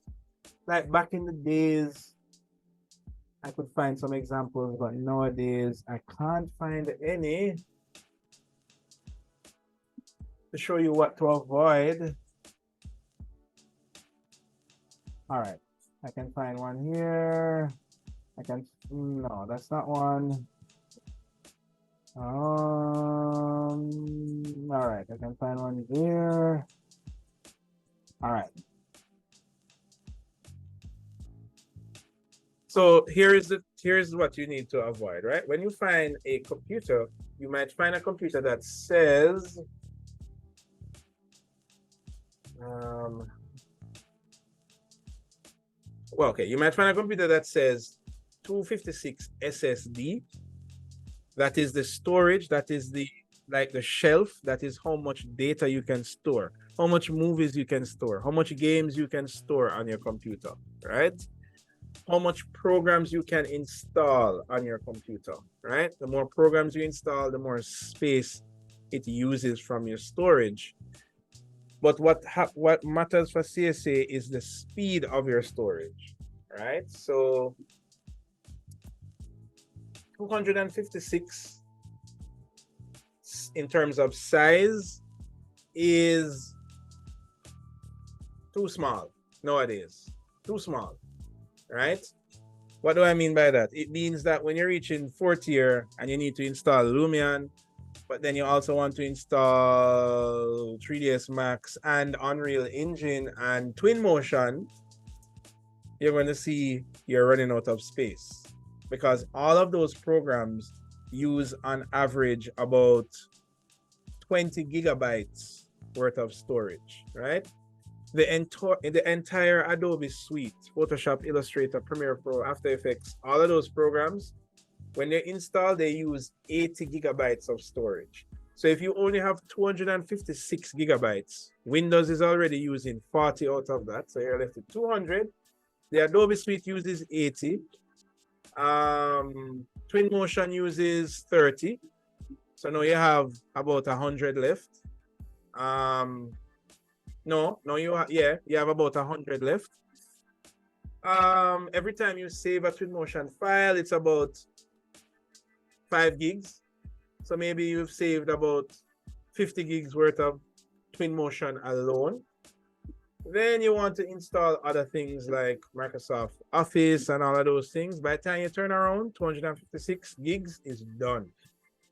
And that doesn't include the games that you want to play or the movies that you want to store on your computer, which you shouldn't, right? So minimum for CSA is going to be 500 gigs, right? Minimum. In terms of type of storage, there are 3 types to look out for. You have HDD. Obviously, there's a big turtle here, and turtle equals slow. There is a SSD, which is pretty fast, but who doesn't want a rabbit with a rocket pack? Right? So this one is called PCI SSD. Now notice that this has the word SSD. This has the word SSD, but this has before it PCIe SSD, and this one has SATA SSD. And this one don't have any SSD, just have HDD. All right, so when you are purchasing your computer, you want to look for the rabbit with the rocket pack. So you're looking for PCIe SSD. Now, if you only see the word SSD, chances are it is not this. They just don't want to put SATA because SATA means it's slower and that's bad for marketing. So another pitfall you want to look out for. So when you see the word SSD, you need to investigate and make sure it is a PCIe SSD. All right. So let's look at another example here. This says 256 gigabyte SSD. You say to yourself, I need to see what kind of SSD it is. So you say, all right, let me look down into the details because this only costs $700, which is a good deal. And for storage, notice it still says SSD. Nowhere does this say PCIe SSD. Also, look at the video card that is there, a GTX 1650. So, Mr. Odin, is this a good graphics card for CSA? So you can repeat that, please? Look at the graphics processor. Is this a good graphics card for CSA?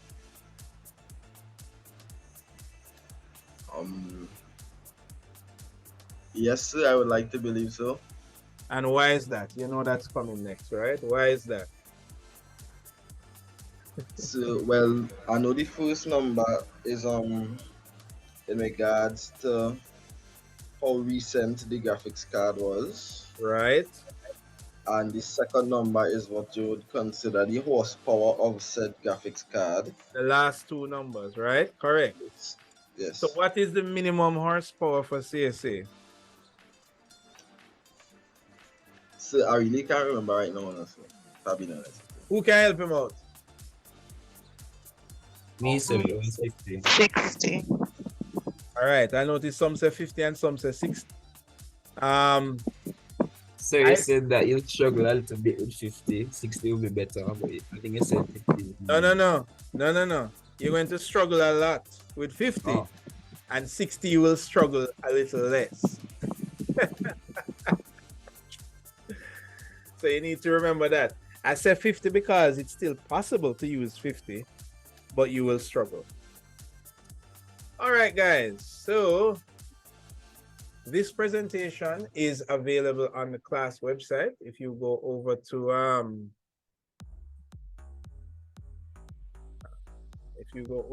the class website here and you go to student and computing and media, scroll all the way down to the bottom, you will see here it is, understanding our tools, here as a PDF. So you can go through everything that we discussed today.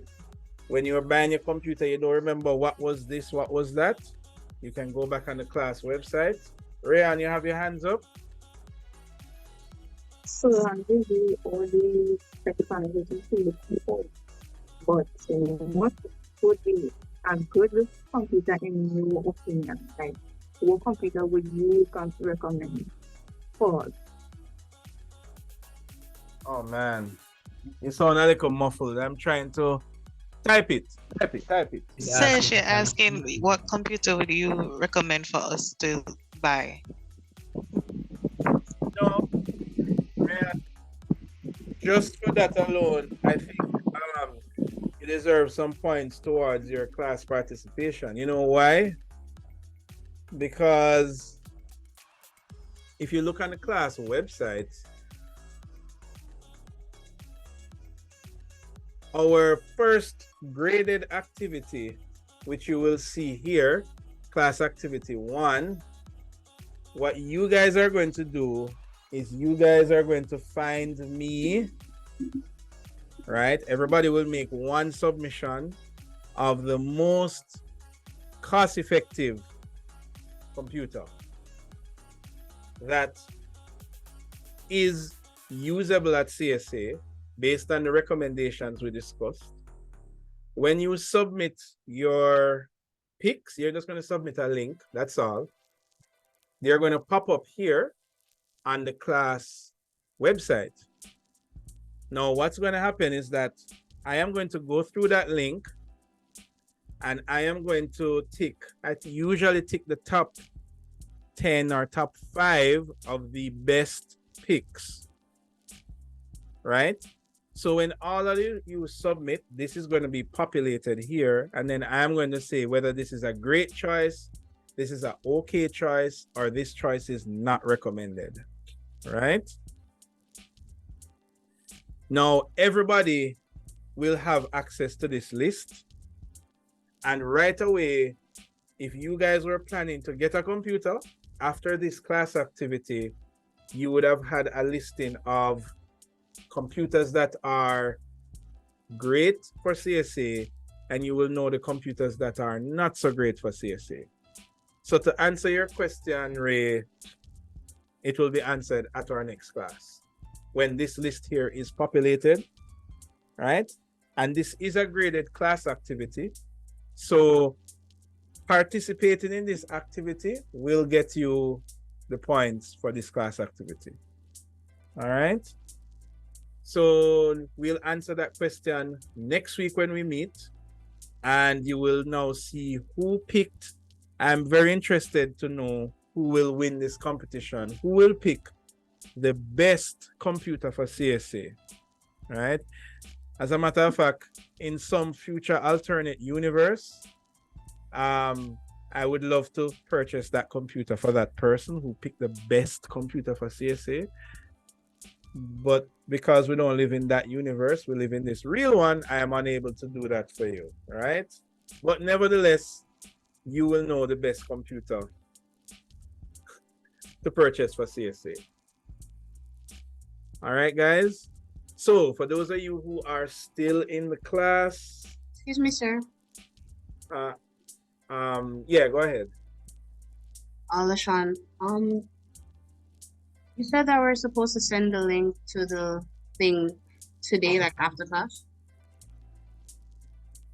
No, this class activity, yeah, you just need to send it to me before next class. So right before next class starts, the submission. So right now, if you click on submit your activity, you are able to submit. So hold on, let me look at my timetable. So our next class is next week, Saturday. So at some time on Friday, this form will be disabled, and that will be it. You can no longer participate in this activity. So, I mean, you can just do it now so that you can get it out of the way, but that is our first activity. And when you submit it here, that would mean you are locked in and you did participate for this activity. Remember, there are going to be a limited amount of activities. It usually is somewhere around 3 to 6. And if you participate in all 6, then you get 10%, just like that. If you participate in 1, then you get the equivalent percentage of that, depending on how much activities we do. So sometimes there are a little bit of activities because of the time, and sometimes there are a lot. Odin, you have yes, you could repeat where we accessing this. This is accessed from the module website, right? So remember that website that you go to click on the class that I'm showing you now, right? You need to scroll down, all right? So not any of these. We're going to be doing this next week. So next week we're going to be doing exercise 1, but none of this. You scroll down to class activity 1, and you are going to submit the link. All I need is the link for the computer that you recommend for CSA based on this lecture that we had today. Remember, we spoke about some of these things, and I want to leave you with a chart here, right? Today we we recognize that storage is like a shelf. A GPU is like the artist. The RAM is like the surface that you have to work with. And the CPU is like the accountant that crunches numbers.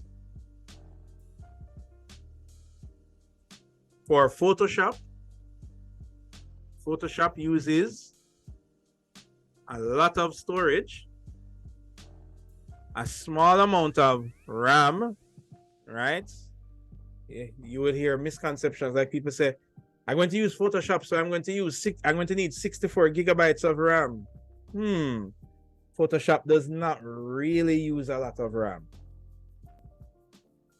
Does Photoshop rely on a lot of cores or a lot of speed? You can see Photoshop depends on speed, but not number of cores. Photoshop does not require the most powerful CPU. So that means if you take a 50 horsepower CPU, you will be fine in Photoshop. Photoshop requires a lot of hard drive speed and a large hard drive. So if you take a small hard drive, your chances are you'll run out of space. Let's look at another one. Let's look at Lumion. A lot of you here say you want to learn how to use Lumion. If you're going to be spending money to buy Lumion, well, Lumion does not require a lot of hard drive space. Look at this CPU strength. Lumion requires more, or the maximum amount of strength that you can garner from your GPU. What about RAM? Not that much. What about number of cores? Not that much, but speed, yes, definitely. So what you will notice is that every program uses these specs to different levels. All right. What about Rivet? A lot of person here say they want to learn how to use Rivet. Well, Rivet requires lots of hard drive speed, but not necessarily the size. It does require a fairly good graphics card. It requires lots of RAM. It requires lots of cores and lots of speed. All right, does everybody understand these charts? Yes, sir. All right, now remember, you can access these charts at any time on the class website. All right. So guys, it has been a marathon.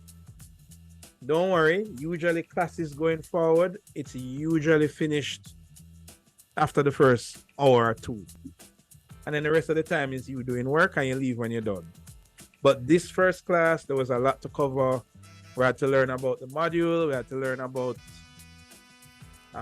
computing, and we had to learn about the computer. So it was a lot to take in, but usually for the other classes, it is usually a little less. All right. I am having another session later. However, it's going to be a review session for those who could not make it to the morning class. So you can remind your classmates that they can come for the 6 o'clock session. Those sessions might be a bit quicker because we will have the recording from this first session to use. But I'm still going to have like a review just so that everybody fully understand what was done in class. All right, so we're now at the end of our class. Do you guys have any questions based on what we spoke about today before we go?